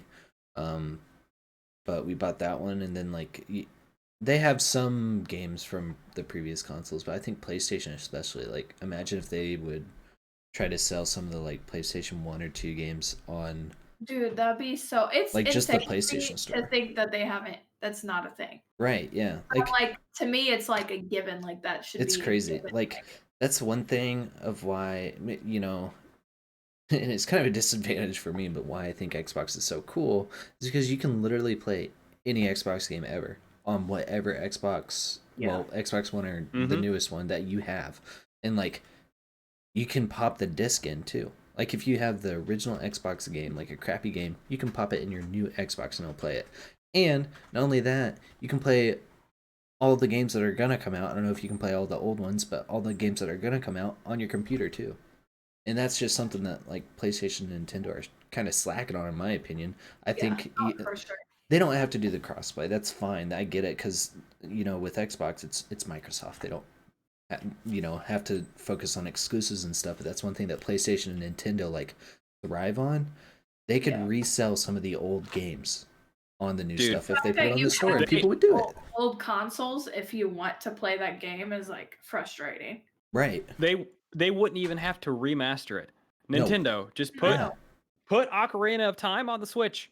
Yeah. I just make it to where I don't have to dig the Nintendo 64 out to play it. I'll pay for it, That's what I was just saying. Like, even if it was all just digital store or something, like give us some way to like relive our childhood without having to like go buy a friggin' PS2 or it's just. So here's another, speaking of video games over time, here's another interesting, well, I don't know if this is interesting. More, I'd like your opinion on this.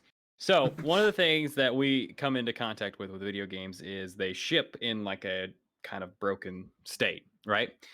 So I was thinking about this a while ago. Video games have been about $60 forever.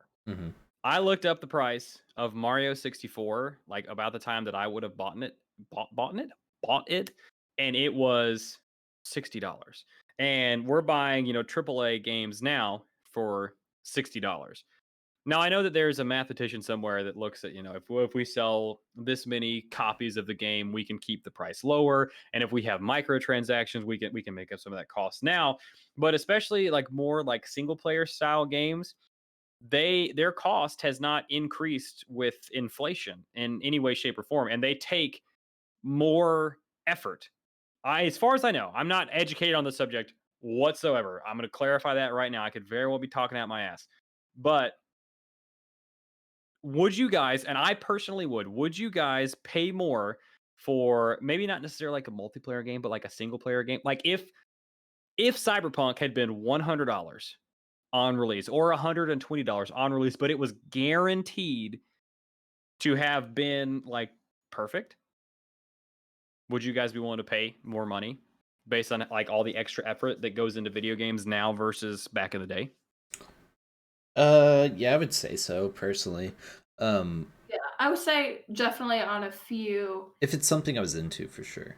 Some like few games that you're really, really looking forward to. I wouldn't want the cost to go, double on every single game that comes out. Right. There's a lot of new games that still aren't worth $60. So, like a good example of that. Overhyped games that come out not so good. Like if you could pay more to know like this game you're looking forward to.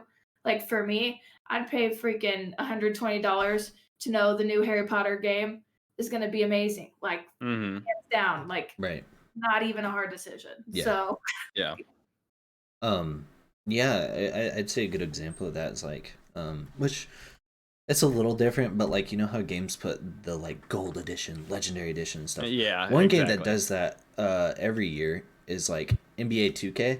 And I don't play like the sports games, but like my brother does, and he always gets the legendary edition because it's like, hey, you're paying double the amount, but here's everything you're getting, and it's a guarantee stamp of approval if you pay this money, and you get that. And so I mean, that it's probably a different story if it's for just paying, knowing that the quality of the game is going to be good. I feel like they'd have to pay. No, not even pay. They shouldn't pay. They should let content creators that are at the top play the game early without paying them. That way they have an unbiased opinion on it. You know what I mean? Yeah. Instead of, hey, come play the new Call of Duty, you COD partner. You know what I mean? Type of thing. Which. And I guess the thought process on it boils down less to whether we, like you and us, would be willing to pay more for the game, and more for like if you're looking at it from like a shareholder perspective. If they knew they could expect to sell this much, but instead they were getting knew they would get more profit than they would based on like current numbers. If that would decrease a lot of the crunch that gets put on all the devs and stuff, you know. I don't know. Of course, and then obviously there's the whole other side of discussion to where games like Fortnite and stuff like people can justify giving games away for free with microtransactions, knowing that they'll still turn a profit. Right. Man. Yeah, I didn't realize to be an economics major. I didn't realize how much, whenever video games are flopping and stuff, it's the legal side of it, and the people that don't play video games or anything, they just are in it for the money and stuff. I didn't realize that until recently with the whole Warzone crap, because, Warzone doesn't have an anti-cheat. So they'll come in like every few weeks and they'll be like, we've banned 60 hackers. Well, guess what? You get killed by a hacker the next day because they can literally just like redo it. It's not that big of a deal. And that's when you realize, because you look at who's designing the maps, the guns, everything. These are people that played competitively. These are people that care. It's not their fault that there's not an anti-cheat whenever this game has made like $30 billion, whatever it is. Yeah. It's completely like the legal team. They're just like, they bring up issues and they're like, no, that'll cost us money. And exactly. They don't care. And that's exactly what it's the people above him who don't know or don't care. They know that they can ship it like this for as cheap as possible. It will still sell this much. They'll still make this much money, and that's all they care about. Yeah, pretty much. So I'd say part of it as the consumer is a little bit of our fault because we keep paying for those games from those companies that make those. But I mean, it's hard not to. You know what I mean? Yeah. It's like as many people are complaining about Warzone not having an anti-cheat, like how many people are actively playing it right now? I was playing it up until the point that we went live. Yeah. So it's like they clearly know, like, even though people complain, we don't have to do anything, and we're still gonna have so many active players. Yeah. It's kind of crazy. There's nothing you really can do. As long as they put out cool skins, right? Or like glowing weapon wraps. Yeah. So that's how they make their money. So. But yeah. I feel that. That's why it makes me happy to see smaller games blow up sometimes, like Fall Guys or Among Us or Phasmophobia. Because because like these are just people that wanted to make something cool that they could enjoy genuinely, and then they're like, holy crap, other people really like it. Well, yeah, because it's quality. You know what I mean? Valheim. Valheim released on Steam, and they had 5 developers working on that, and I sold 5 million copies in like a month or something like that. You just put a little more effort and care into it. Take a few months longer or something, then it'll all be good. Like imagine if Fall Guys, they had a pretty bad hacker problem on PC when it first came out.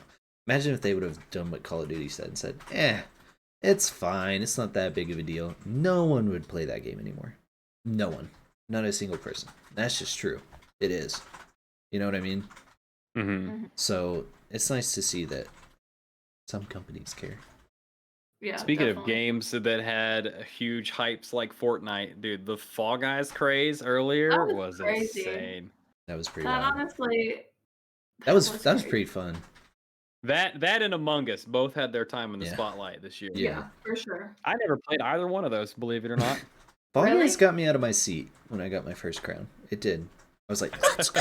Ran around the house, never played it again. I'm done! Eating on a high note. We'll go out like a legend. I watched it. Fall Guys was super fun. I definitely played that, like, when it came out, I played that almost every day. I remember when you got your first one on Twitter, I was like, yeah, like a freaking year later. No, not really. It was a long time coming. Oh gosh. I love it. Yeah. Pretty crazy. Yeah. Among Us is really fun to watch too, especially when like you get a really good group of people together that you get like a good group of like popular content creators. Man, it can be just hysterical. Oh, that is super fun. Like that used to be like my favorite YouTube stuff to watch, was when all of those like top streamers would come together and do it. Games like that make people blow up too. Like, okay. You guys know Valkyrie? Yeah. Yep. Yeah, so Valkyrie, I mean, she's always done good. You know, she's in 100 Thieves. But she, to this day, no matter what game she's playing, because of that game and her friend group, gets like 100,000 views every stream on YouTube. Mhm. Like concurrent viewers. Like if you go in there, there'll be like 120,000 Yeah. people watching her. That's like double more than anyone on Twitch will have at the time. That's one thing I need to look into It's some more. crazy. Is just like I've never watched a stream on YouTube. They're pretty But cool. I have not either. I'm really bad at expanding, like, because I just have Twitch. I'm really bad about Mhm. branching out to like YouTube or Facebook or anything. I'm the same way. I don't particularly care to go look at Facebook, but I am interested in YouTube. But also I feel like it's kind of like I know Dr. Disrespect is on YouTube, and I used to watch him from time to time on Twitch, and Valkyrae and Courage. But I feel like it's kind of hard to find their streams. Like I go to their channel, but I can't tell what was a VOD and what was a stream, and I don't know if they're live. I don't even know how to get to YouTube game. Like I don't even. It's like a separate app because every time I go on YouTube, I just see videos. I see nothing about streaming. So no, it's on their it's on their channel. That's one thing that it definitely needs to improve on. Is like it's weird about that, and same thing with Facebook. But both of them actually have really cool features because I have a couple buddies on Facebook gaming, like Dungeon and Mr. Work, and like the whole like the stream, share the stream to your Facebook page. They have stars that actually pay out what they or like what you buy is what you get, and that's what they get. There's not as big of a chunk as like bits are on Twitch. There's just some pretty cool stuff on there. And then on YouTube side, my main thing I love about YouTube, because they have a lot of like small things they really need to focus on, like hosting and the. Oh, you can't host on YouTube? No, nope, you can't. And like the only way that you can really give money besides donating to them directly is like super chats is what they're called. And they're like $5, $10, $15, whatever.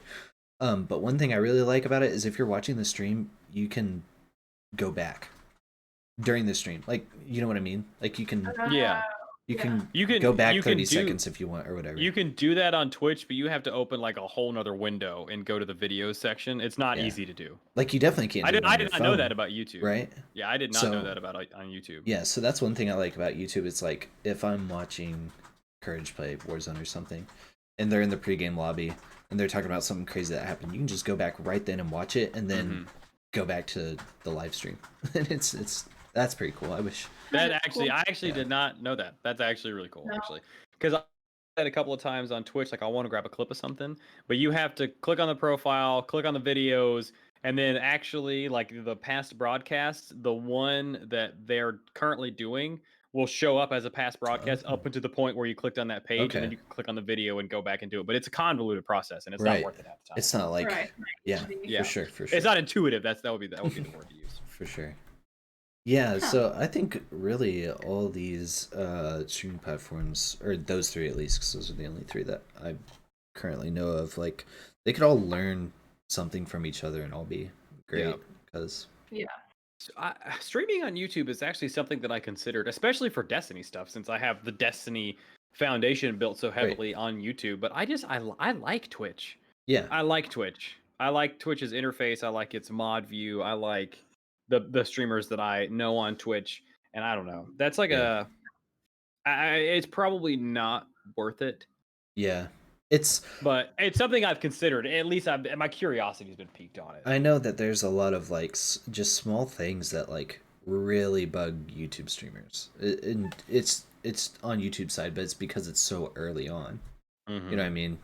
So they're still trying to figure it out. I do definitely wish it was easier to find, because like yeah, that's another YouTube thing. all the time and never see streamers, so I'm like, where's the discoverability, like to find anything? Unless you follow someone super heavily, then it's kind of hard to find, unless it's just that's my thing. Because even when someone's live, when I pull up YouTube, my recommended is all videos, and that was a lot of my big problem with Mixer. Is there was no way to watch anyone. If I wanted to watch Zarners, it was on my Xbox or on my phone. There was nothing else. or browser. Like it was not. I couldn't watch at my convenience, which is obviously, that sounds selfish, but that's a big deal. No, it is. When you're having a product that is designed to be consumed, it needs to be easily accessible. And on Mixer, like for example, like in our bedroom we have an Amazon Fire Stick, so I will flip through streams where I'm going to bed. There was no Mixer app on Amazon Fire Stick. Yeah. We have a Roku TV. There was no Mixer app for Roku. I either had to turn my Xbox, and for a while I didn't have my Xbox hooked up to the TV in the living room, so it was either watch at my desk or watch on my phone. So yeah, that was a big reason why when I started streaming last year, I just went ahead and started on Twitch and didn't start on Mixer. Yeah, it's a good call. Hindsight's 2020. Yeah, I would make that decision again. But. Yeah, the Fire Stick ended up having like a beta testing version of the Mixer app on there, but you had to like sign up for it. And we had it because we have Amazon TV and a Fire Stick. That's like what we use, and like it was good, but it was buggy too. Like sometimes it just wouldn't even open, or it would just like crash, and like it wasn't very good. And then we also have a Roku, and it never had that. And I mean, Mixer like died out before it even became an app on there. Yeah, that's one thing. I love Roku's interface personally. It's pretty cool. Yeah. Yeah. That's what we have. We have a Roku smart TV. Nice, and I've had that. Well, I've had that TV for like 4 years, and I recommend it to everyone. I love that TV. Right. But yeah. So have you ever played horror games? So I like spooky stuff. I mean, you know that I like scary movies and I like scary stories and I like the supernatural, but I actually don't think I've played a horror game. Well, like I've been meaning to play Outlast for a long time. I think Outlast is like the quintessential horror game at this point. Everyone's like, "Have you played Outlast? Have you played Outlast?" I have not played that yet. I have a couple other DTK, your buddy Dylan recommended one to me, and for the life of me, I can't remember it. So I'll have to bug him about that and ask him about it. But I actually have not played a horror game that I can think of off the top of my head. We've got the perfect one for you. Yeah. There's a couple that are scarier than Outlast. Okay. That I wouldn't recommend to anyone psychologically. I've watched people play them and it's not fun. It's not. Like, they don't have fun. It's like, this is messing me up. It's literally probably the one you told me to play. It is, yeah. After he said, I wouldn't recommend it to anyone. Raven, you've got to play this. Because I'll just like be like, oh, I have no idea what that is. But like, okay, let me download it. Yeah. Yeah. I actually wanted to do for Halloween this past year to do like a horror game night on stream, but it was October was when I released the series. And I was so deep in trying to get that done that I never got time to do it. Well, you hit me with a recommendation. I'm curious now. Visage is the game. That's the one. That's the one Dylan recommended me as soon as you said it. Yep. It is. That's the one he told me about.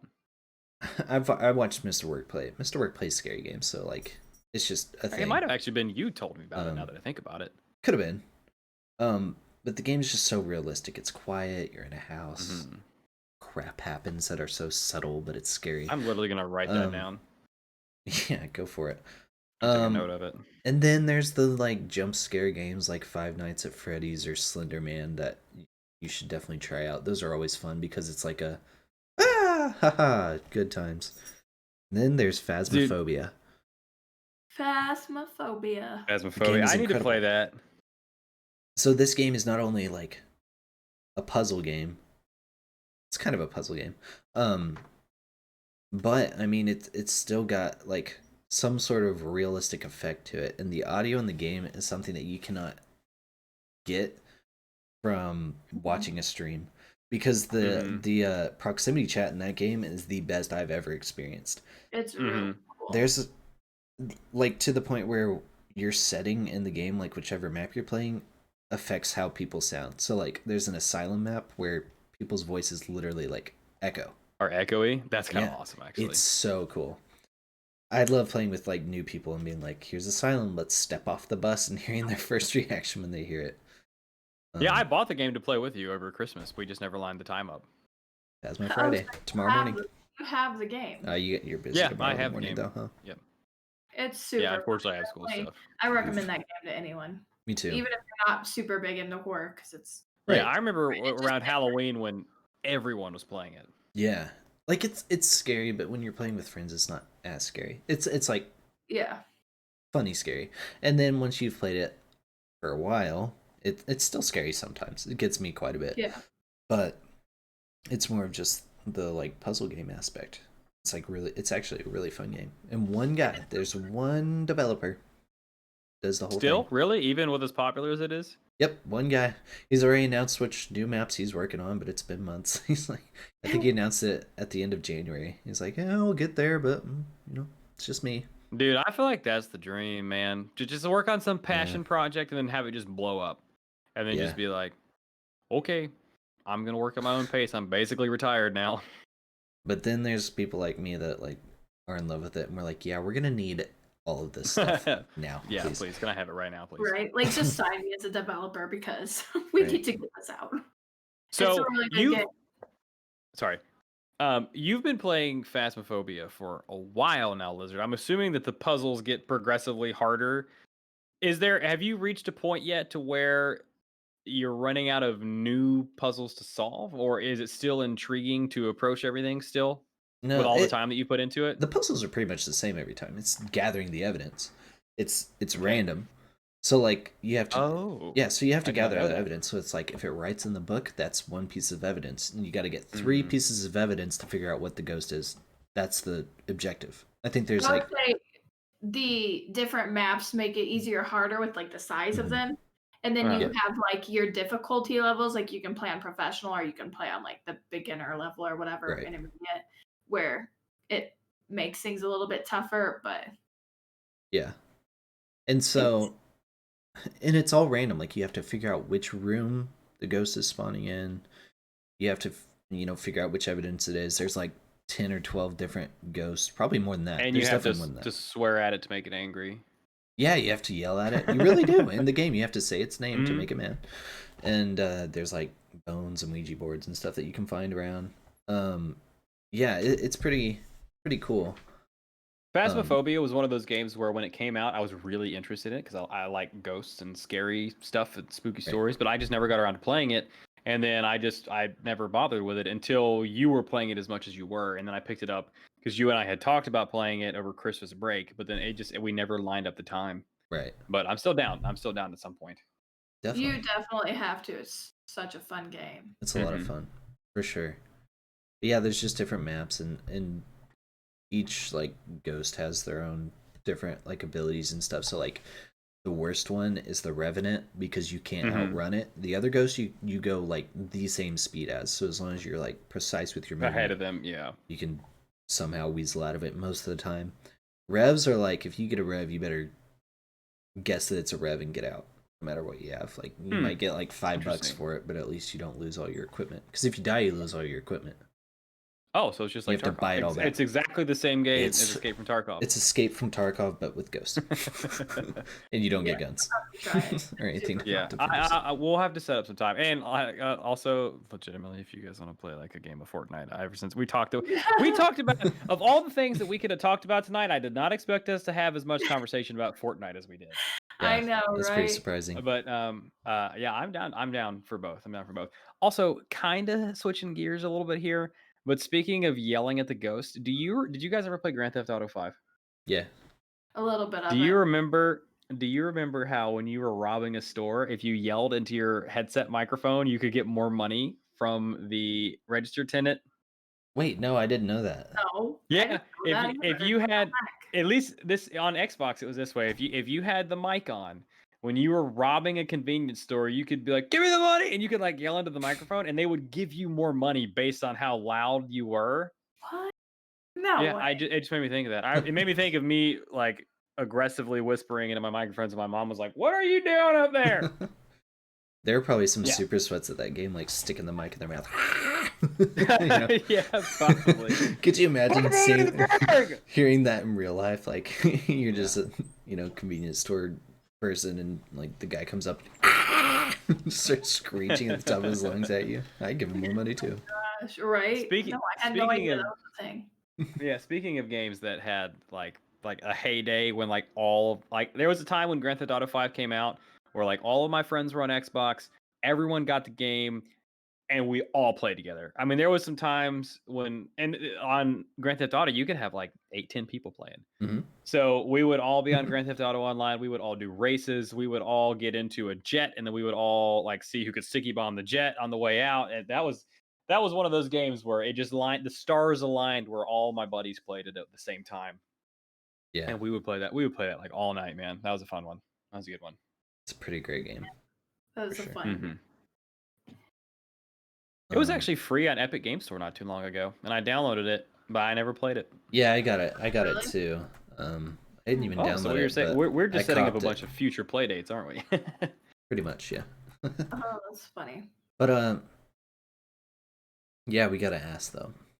We've got to ask, like, do you believe in ghosts? 100%, Jabonte. Ooh. without a doubt. He's confident. Yeah, Let's ghosts go. are real. I believe in ghosts.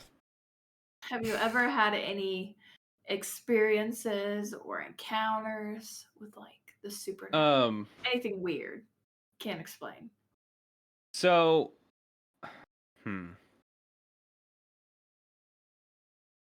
So I actually have two ghost stories related to a summer camp I used to go to growing up. One of them was fake, and one of them was one of the strangest nights of my life.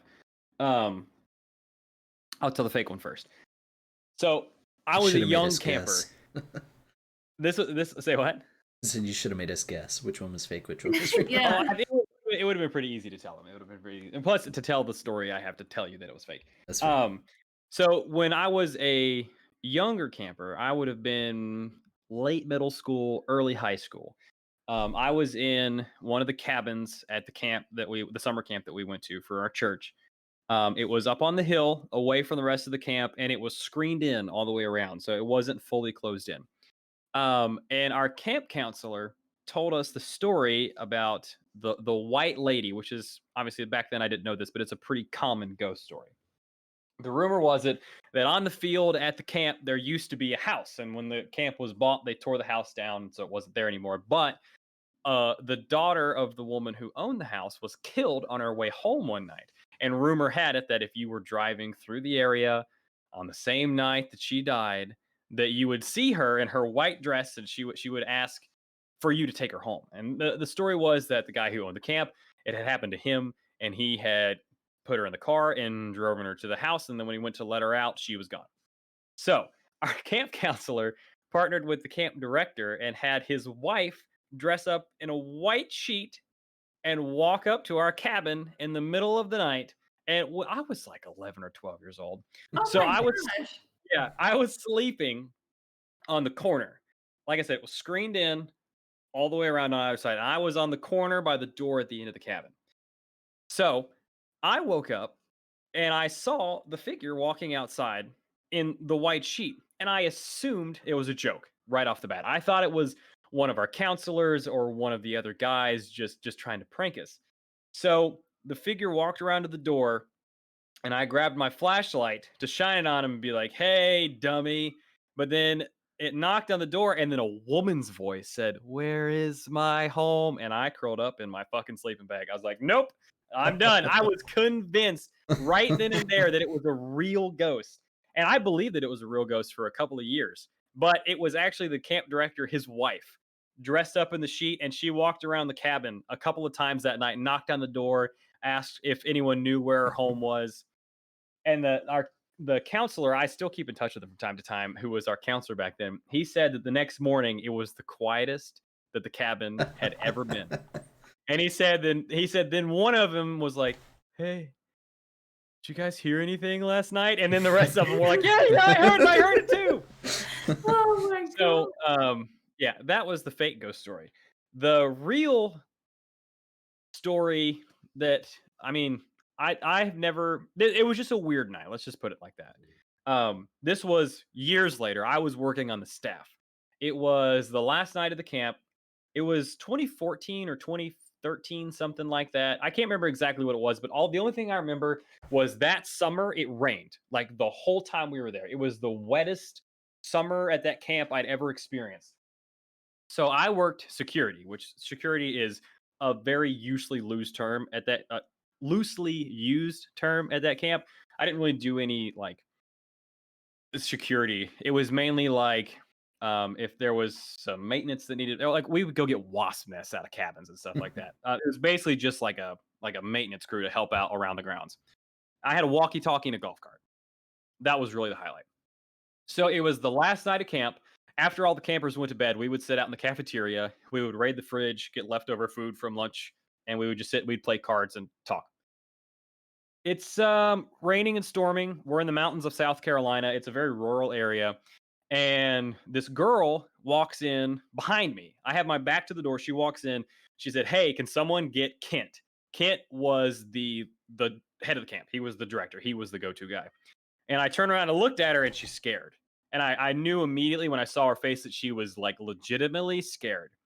And I said, "What's up?" And she said, "There's something in our cabin." And I was like a raccoon? And she's like, "No, there's something in our cabin." Oh And she said, "I god. need to get." She said, I need Kent." And I said, "Okay, let me go get him." So I walked over to the staff cabin.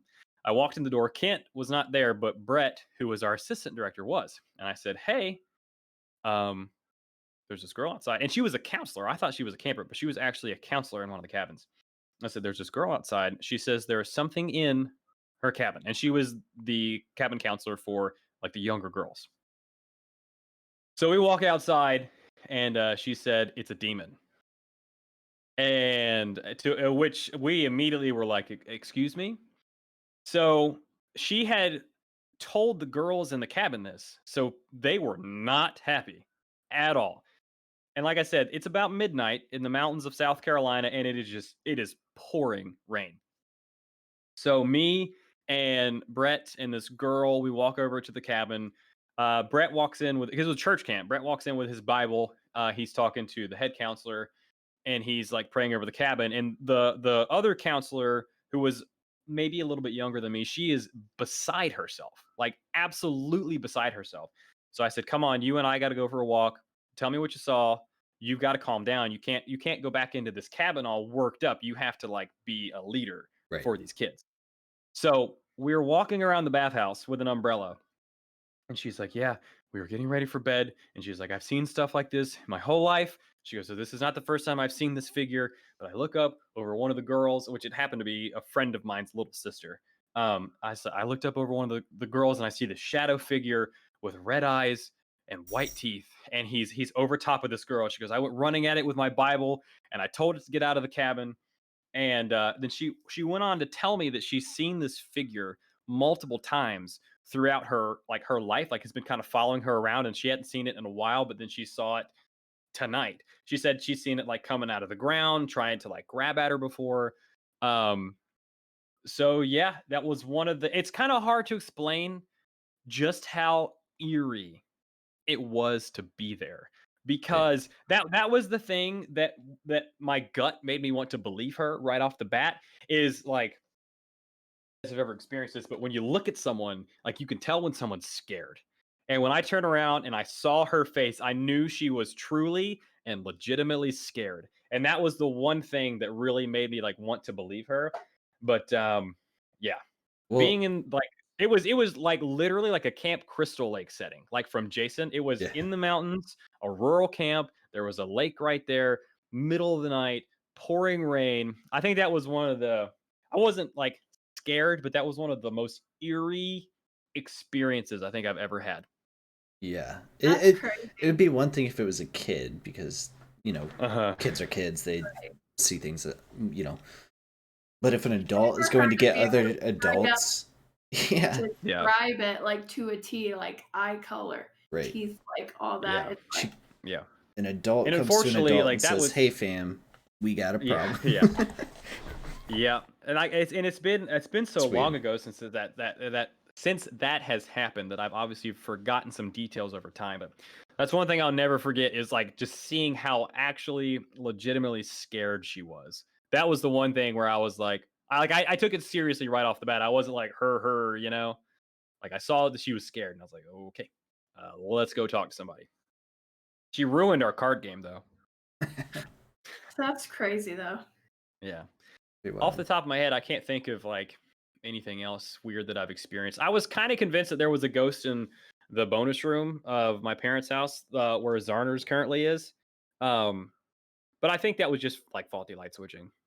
Like it was just like an ongoing joke, to where like I would be upstairs and the light would switch off. And when we first moved into that house when I was in like 8th grade, So it was over the garage.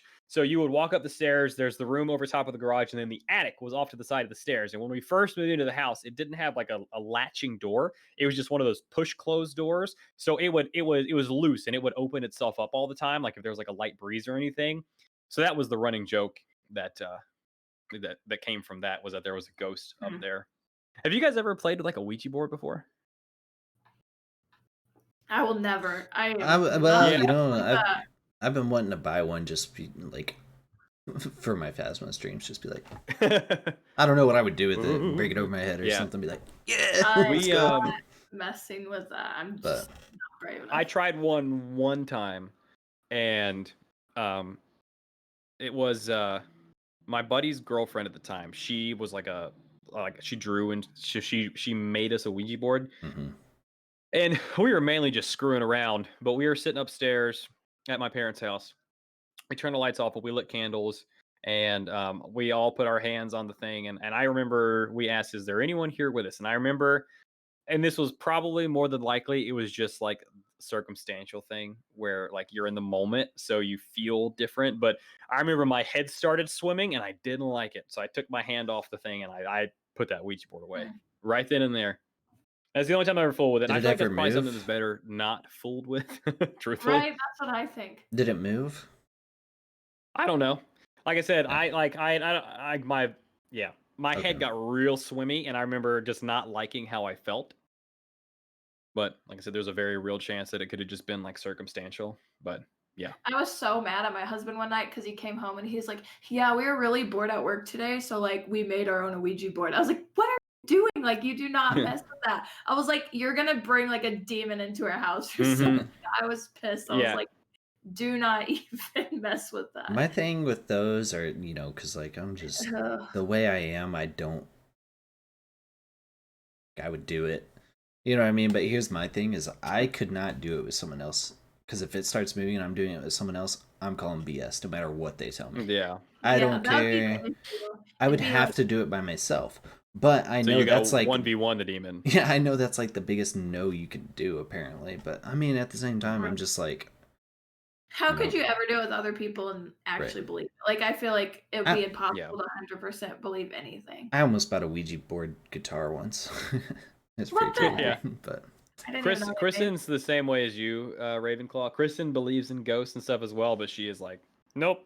Respectfully, don't. If you're here, that's great. We'd love to have you, but don't. We don't want nothing. Yeah. She does not like it at all. I don't want to like invite anything in. I don't know. I'm like perfectly happy with like thinking stuff is out there. And like me and Lizard talk all the time. We want to go on a ghost hunt, and we're gonna go on a ghost hunt one day. But I feel like that's a lot different than just, I don't know, sitting at an Ouija board. No, I agree. Yeah, I no, agree. for sure, 100%. For sure. Trying to like cause some evil, which I know it's not always evil. It's like that's what I'd be scared. Like, there's a difference between going to somewhere that's scary with your flashlight and camera versus doing like the Zach Baggins from Ghost Adventure stuff and like being like, I put this axe over my head. If you want me dead, push it over. It's like, like, no thanks. I am not. Let's start smaller. Knock my cup off the desk. Axe over my head. We actually went. So in 8th grade, like our school trip in 8th grade was we went to Charleston, South Carolina, and they do ghost tours and stuff down there. And I remember, obviously I was a kid, so obviously I was spooked, but I remember being really, really spooked by that. And that's one thing that Chris and I have been talking about when we get a chance to, like, once the pandemic stuff's over, to take us a weekend trip somewhere like Charleston or Savannah that's a little more historical, that we wanted to do a ghost tour as well. I'd also really like to go to some of the old Civil War battlegrounds, because I heard that those are really, really haunted. Gosh, I would love to do that. That would actually be really cool. Our whole like city is Civil War battleground. Yep. Interesting. Yeah, we're not too far from Gettysburg. Yeah. That'd be cool. Yeah, you guys. I'd like to go visit that just for pure historical purposes, as well as like the ghost side of it too. Right. Yeah, I definitely want to. I went when I was a kid, but I was like, I love history. I'd love to go back now that I'm older, like enough to understand things. I think it'd be super. Yeah, I agree. And to do a ghost tour. So I think we've covered all of the questions except for one that are like our basic questions that we always ask. which is if you had to make your own game, what would it be? Your own video game. Ooh, my own video game. Honestly, this is gonna sound really, really weird, but I think I would make like a weather simulator. Have you ever like wanted to know what would happen if it snowed a foot and then it was 90 degrees the next day, just to see how fast it would melt, how it would affect things? Just me? Awesome. I mean, I can't say I thought about it, but like That's one of those like really odd things that I've always looked for, is like some kind of weather simulator, like throw a category 5 hurricane into Antarctica. What happens? Like just something like that you could just try like the most ridiculous scenarios in that would never happen in real life. So yeah. That would be I cool. like that answer just because it's so different. It's very different. I like Yeah. That's one of those things. Like I like good like a good simulator game where you can just kind of like test different scenarios and see like what kind of odd stuff that you can make happen.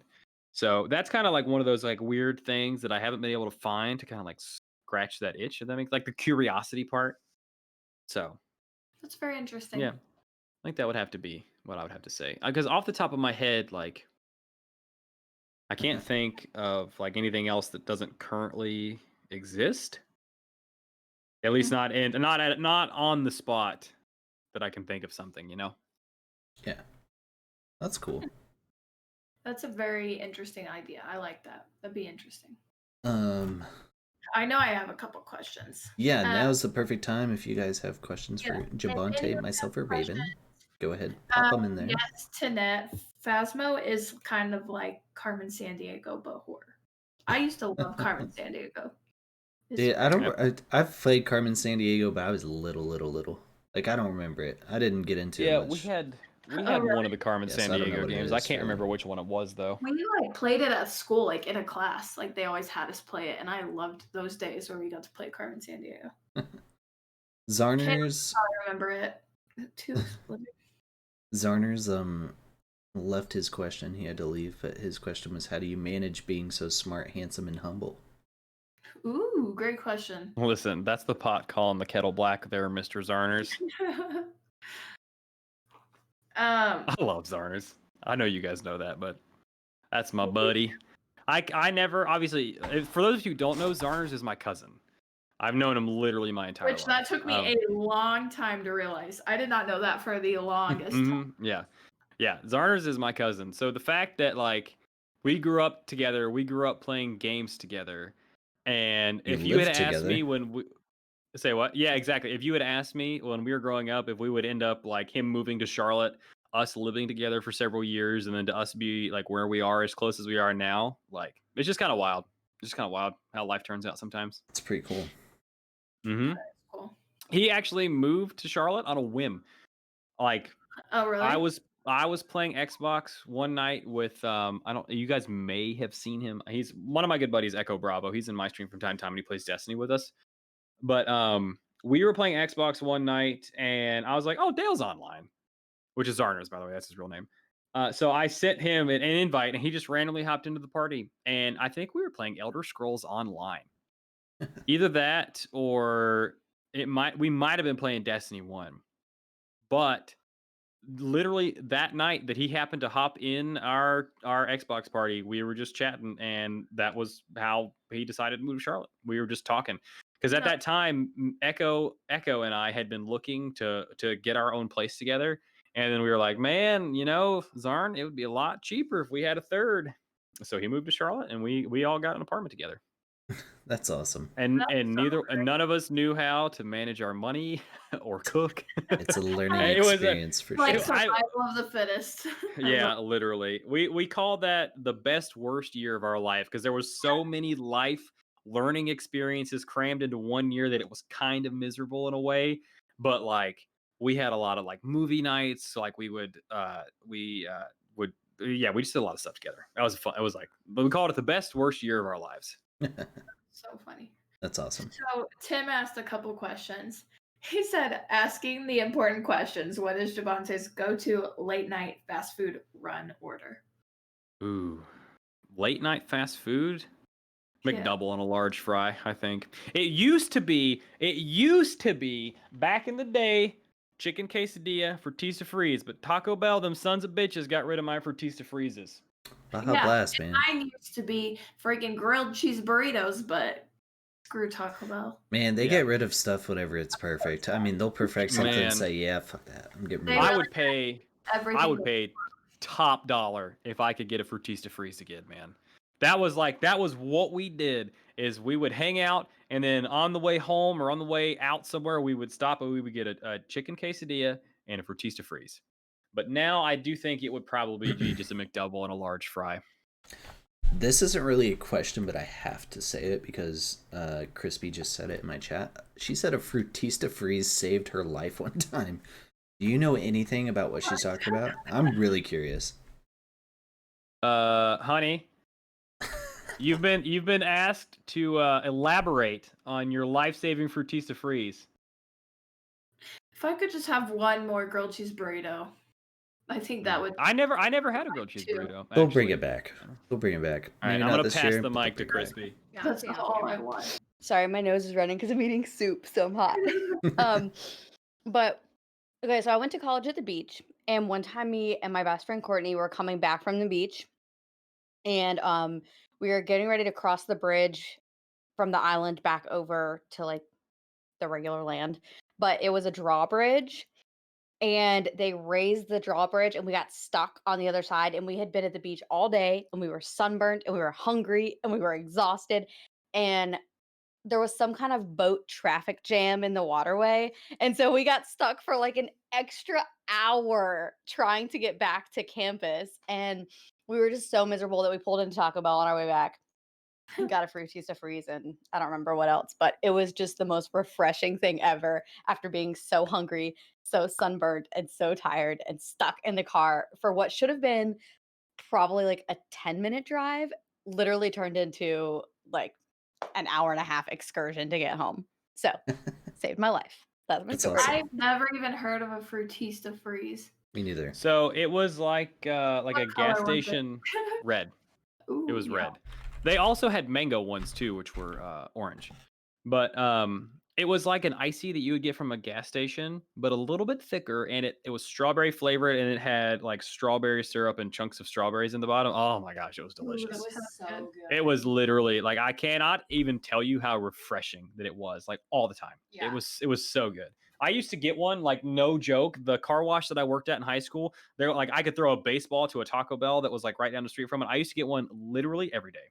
Like when I was a manager there at the time, and like the kids who would work after high school that would come in for me, they would bring me a Frutista Freeze every day, and I would like give them money for it. It was so good. And we used to go like back in high school, back when like I used to listen to a lot of like hardcore metal stuff. So we would go to concerts at the smaller venues in Charlotte where like the smaller like hardcore alternative bands would play. And so we'd be there in the mosh pits and like screaming all night, and then we would go get a Frutista Freeze, and it would like literally save your voice the next day from all the That's screaming amazing. and everything. Dang. Yeah, they were so good. I genuinely, if they brought that back, that would be like, I'm going to Taco Bell the absolute second they're available. They were so good. Taco Bell has a way of killing off perfect. They do. Why can't I say like, perfect? They like pull items. you in and then just like cut the ties. Yeah. Yeah. And it's like But to elaborate on the question that Tim asked, if Cookout was open, so where my parents were, there was like a hub of fast food. There was a Sonic, there was a McDonald's, there was a Burger King, there was a Taco Bell, there was a Cookout, which I don't know. I don't think Cookout. Do you guys have Cookout? no, but I know what it is. I've never had it, but I've heard of it. It's popular. Yeah, Cookout's a burger joint, and they have like really, really good milkshakes. So, but Cookout was not open as late as like McDonald's was. So if Cookout was open, I would usually go to Cookout for my late night fix because they're cheap and you can get a milkshake and they're really, really good. But usually, like especially when I was driving limos, I don't know if you guys knew that, but I used to drive limos. To not. Yeah, I drove limos for a while. But when I would get home from a limo job and it would be 3 or 4 o'clock in the morning, I just had to have some food. Usually it was McDonald's that was always open, so I would just grab a $2 McDouble and fry and call it good. Awesome. Yeah, next week, episode 13, Crispy Cat. You do have a podcast voice. You really do. So, Hey, did you hear that? She did not hear that. They say that you have a podcast voice. Yeah, she's in my chat saying, "Do I really?" Oh, like, yeah, you do. I asked you if you heard that, and you shook your head at me. Well, they've been Well, I chatting guess about technically it. she didn't hear it. Tim My also has headset's dying. another question. Oh shoot. Okay. No, I can still hear you. Oh, okay. Tim asked also, what types of books does Jabonte like to read, if any? So I actually am not a big reader, not for lack of trying, just usually with school stuff, and especially since I started streaming, I don't read as much as I used to. The most recent books I read was I read like the first 5 books in the Witcher series. I really like the Witcher books. I would like to finish those. Really anything nonfiction for the most part. I just like a good story. I also listened to the audiobook of World War Z by Max Brooks, and the book in and of itself I've heard was really, really good, but I listened to the audiobook, which was all voice acted by Nathan Fillion does some voice acting on that one. And that was really, really good. I really enjoyed that book. I'm trying to read right now, and this is one of like my bucket list book items because it's not an easy read, but it's called Zen and the Art of Motorcycle Maintenance. I've tried to read this book. Probably, I don't know, once a year for like the past 5 or 6 years, and I've never been able to read it because it's just kind of a tough read. So I've been trying to read that one. That's what I have on my nightstand that I'll stare at for a while until I put back on the bookshelf and pick up something else. But we were reading. Kristen has been reading through the Harry Potter books. I read through the first 3 and then kind of stopped. And yeah, I like to read. I'm not a big reader. Yeah, pretty much anything nonfiction for the most part. Cool. Also, I think the one book that is not nonfiction that I really, really liked was A Walk in the Woods by Bill Bryson. It's about an older guy who is retired. He's a novelist, and he decides that he wants to hike the Appalachian Trail. And it talks about his journey from learning how to do it to doing it, and he does it. Yeah, that's a really, really good book. That's a really, really good book too. I think that's the only nonfiction book I can think of off the top of my head that I've read recently. Nice. Somnic says he already knows the story, as do I. But how did you and Crispy meet? Tinder. Believe it or not, Tinder. I feel like I'm much today. Yeah.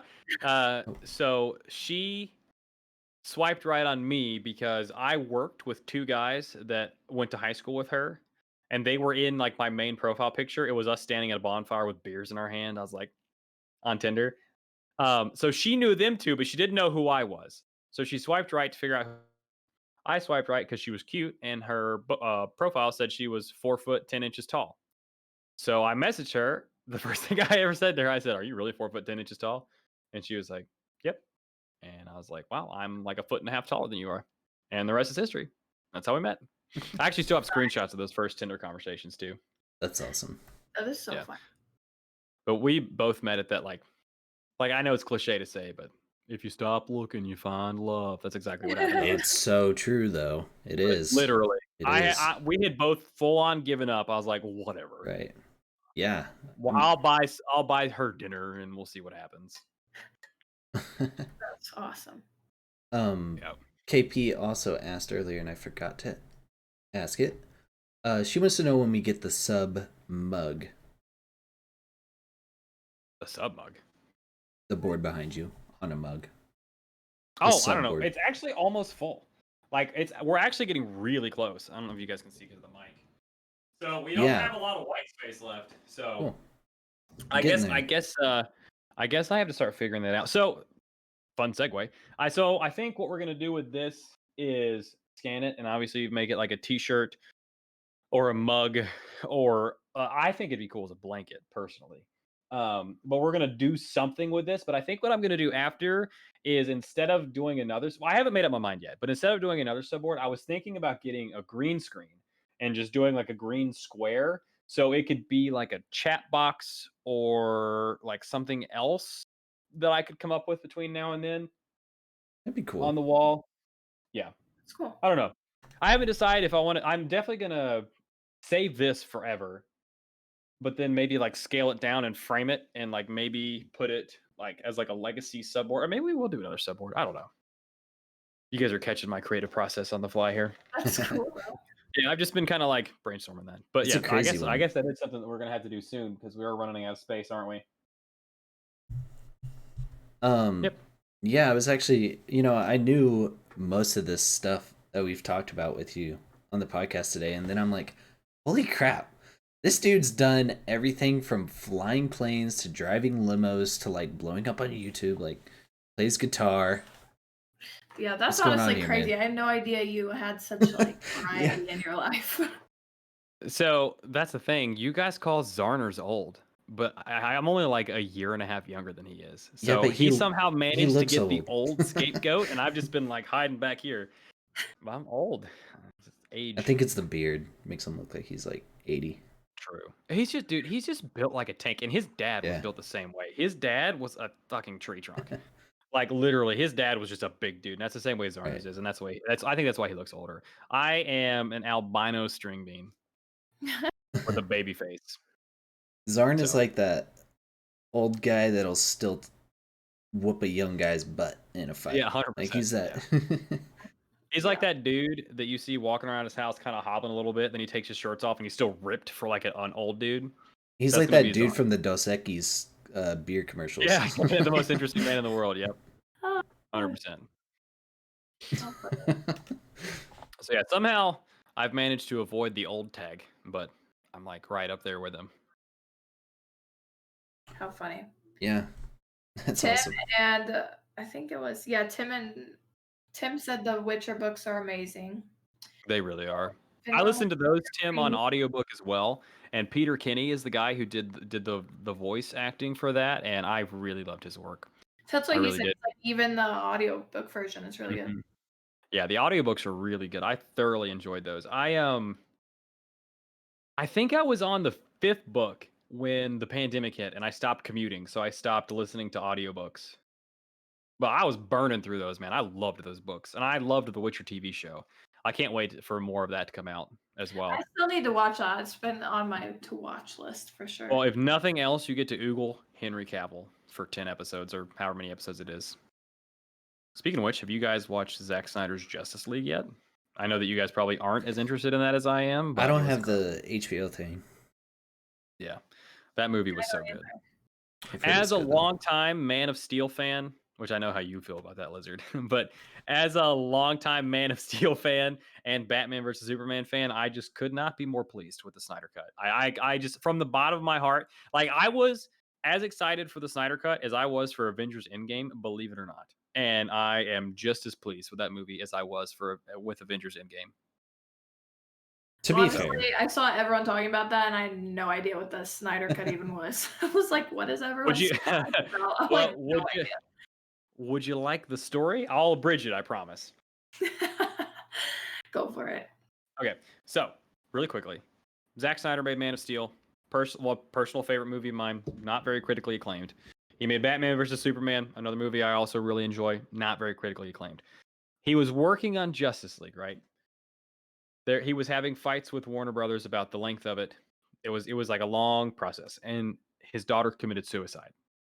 So he backed out of the movie, and then they brought Joss Whedon in, who is the guy that did the first 2 Avengers movies, which the first 2 Avenger movies are good, but they are very tonally different than Batman vs. Superman and Man of Steel. And when you watch, as someone who loved Man of Steel and Batman vs. Superman, when you watch the theatrical version of Justice League that released in 2017, it is very evident that they are done by very different people. Come to find out that Joss Whedon didn't just pick up Zack Snyder's project, he reshot about 90% of the movie.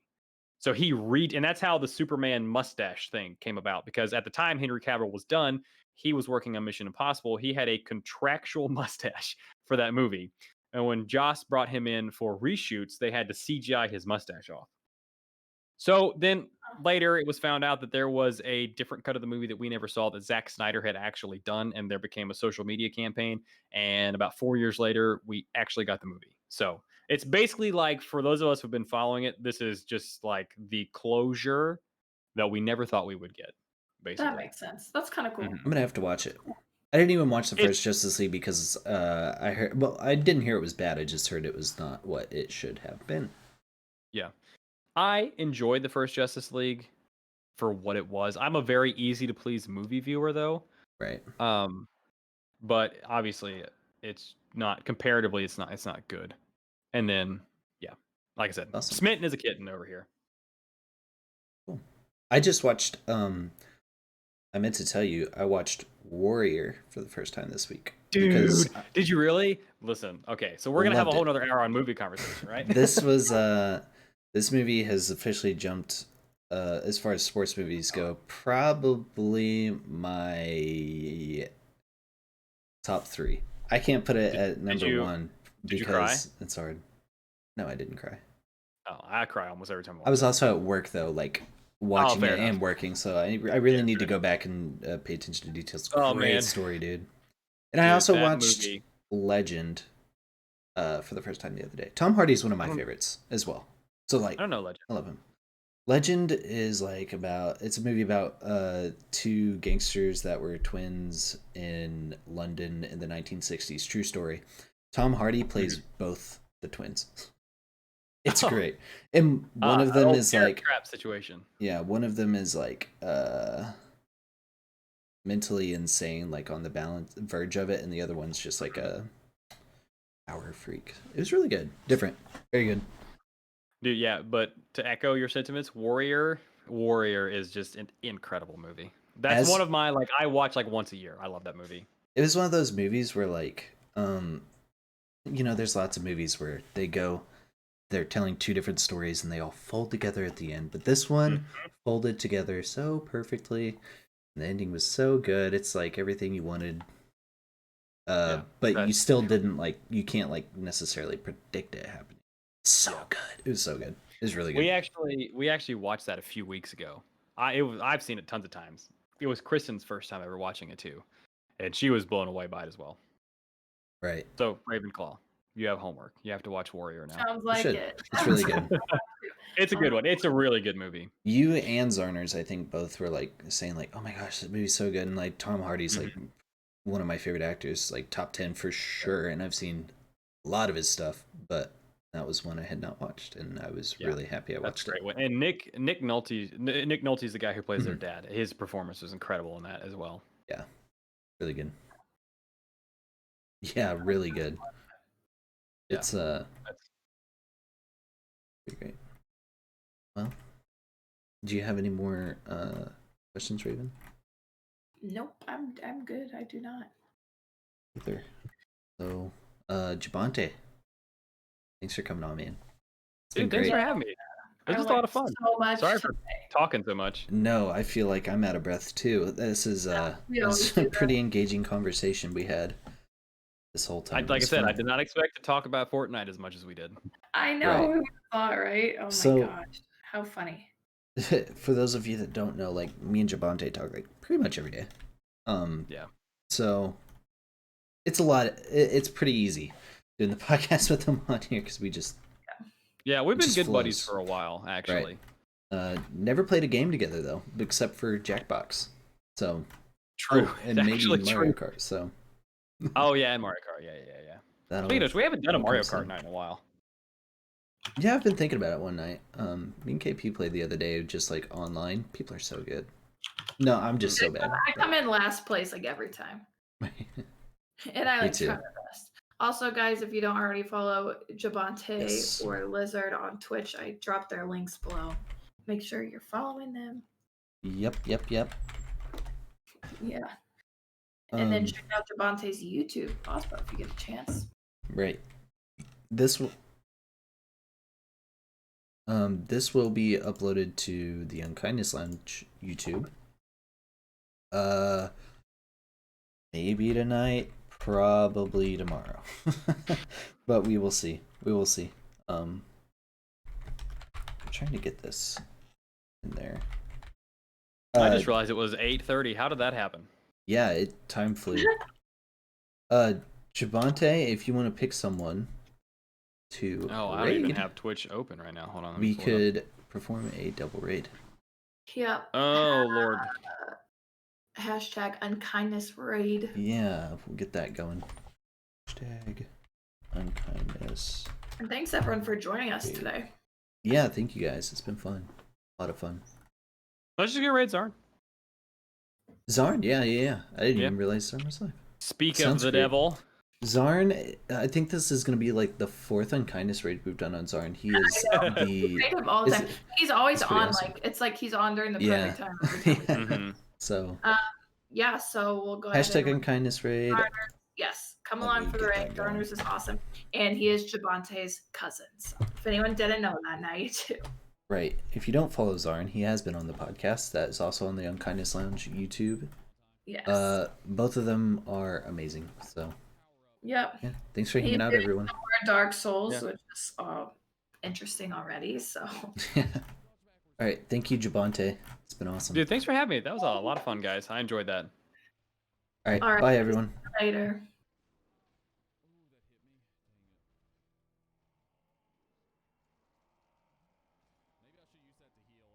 Let's go.